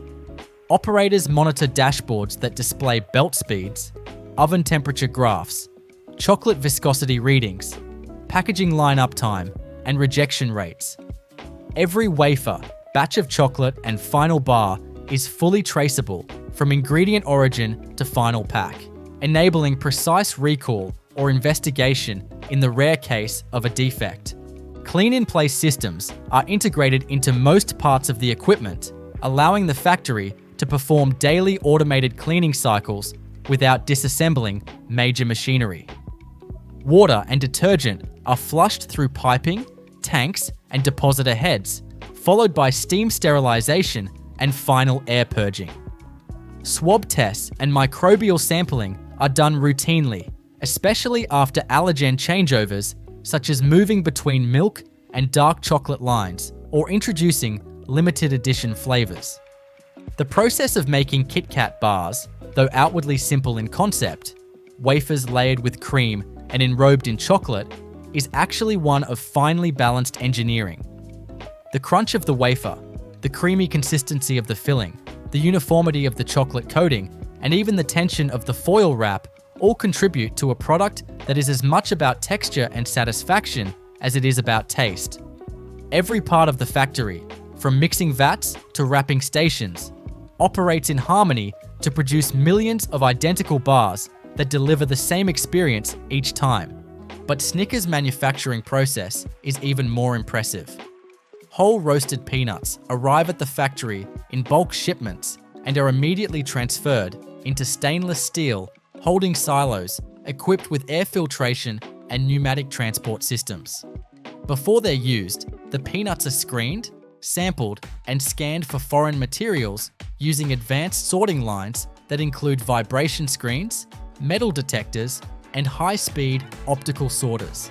Any discolored, shriveled, or malformed nuts are rejected. The selected peanuts are conveyed to large rotary roasters, where they are slowly tumbled in hot air at around 160 to 180 degrees Celsius. This roasting stage is critical, not only for flavor, but for ensuring that the final texture of the peanuts remains crunchy after they're embedded in caramel. Once the roasting cycle is complete, the peanuts are cooled rapidly using forced air systems to halt the cooking process and stabilize their structure. While the peanuts are being prepped, the caramel layer is produced in parallel. Granulated sugar, glucose syrup, sweetened condensed milk, and a blend of fats are mixed in steam-jacketed kettles with constant agitation. The mixture is heated to between 115 and 125 degrees Celsius, which caramelizes the sugars and thickens the mass. The cooking time and temperature are tightly controlled to achieve the exact stretchiness and chew required. Too soft, and it won't hold its shape in the bar. Too hard, and it becomes brittle. As the caramel nears its final temperature, milk proteins begin to break down, giving the mixture its signature golden color and deep, buttery flavor. Once ready, the caramel is pumped through heated pipes to a depositor, where it will be applied in a uniform sheet. The nougat layer, found beneath the caramel and peanuts, is created on a separate line. This begins with whipping a blend of sugar, glucose syrup, dried egg whites or hydrolyzed proteins, and milk solids in large planetary mixers. Nitrogen gas is injected during this mixing process to aerate the nougat, creating its signature light and chewy consistency. This mixture is then folded with a chocolate paste made from cocoa powder and oils to give Snickers nougat its slightly chocolatey tone. Once fully mixed, the nougat is extruded through wide slits onto a continuously moving belt to form a long, flat sheet that cools as it travels down the line. The caramel is poured directly onto the cooled nougat slab as it moves along the conveyor, forming the second distinct layer. Immediately after, the roasted peanuts are evenly scattered onto the still warm caramel using a vibratory spreader, ensuring every inch of the bar's width receives a consistent peanut distribution. Timing here is crucial. The caramel must be warm enough for the peanuts to adhere properly, but not so hot that they sink in or shift. This three-layer sheet, nougat, caramel, and peanuts, is allowed to set slightly before it moves into the slabbing station. Here, precision blades cut the wide slab into long, narrow ribbons. These ribbons are then rotated 90 degrees and fed into guillotine-style cutters that chop them into bar-length pieces. Each bar is now in its final shape, but still lacks the chocolate coating that completes the Snickers experience.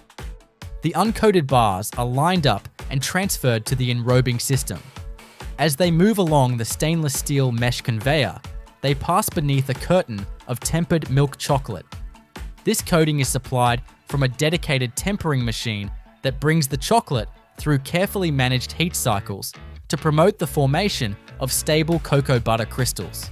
The chocolate is heated to around 45 degrees Celsius to fully melt it, cooled to about 27 degrees Celsius to initiate crystal formation, and then gently reheated to 30 to 32 degrees Celsius to achieve the right viscosity and gloss. The bars pass under this curtain of chocolate, completely coating their tops and sides. Simultaneously, the conveyor dips the bars through a shallow reservoir of chocolate to coat their undersides. Immediately after enrobing, the bars are passed through a vibrating section and gentle air jets. The vibration removes any excess chocolate and smooths the surface, while the air jets help eliminate bubbles or irregularities. A final grooved roller may be used to apply a signature wave texture to the top of each bar before they enter the cooling tunnel. The cooling tunnel consists of a long, temperature-zoned chamber that gradually reduces the bar's internal and surface temperatures from the low 30s down to around 10 degrees Celsius. Cooling is done in stages to prevent thermal shock, which could cause chocolate to bloom or the caramel to separate. The humidity is also carefully controlled to prevent condensation or sugar crystallization. As the bars move through this tunnel over several minutes, the chocolate hardens into a stable, glossy shell that encases the caramel, peanuts, and nougat within. After cooling, the bars are discharged onto a secondary conveyor where they are spaced, aligned, and funneled into the wrapping line. Here, a horizontal form-fill seal machine envelops each bar in a printed plastic film that's been preloaded with branding, nutritional information, barcodes, and lot tracking data. The wrapping film is heat-sealed around the bar and trimmed using rotary knives.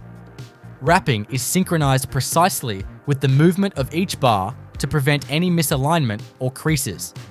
After wrapping, the bars are scanned by metal detectors to ensure no metallic contamination has occurred during production. They're then passed through check weighers to confirm each bar falls within the designated weight tolerance.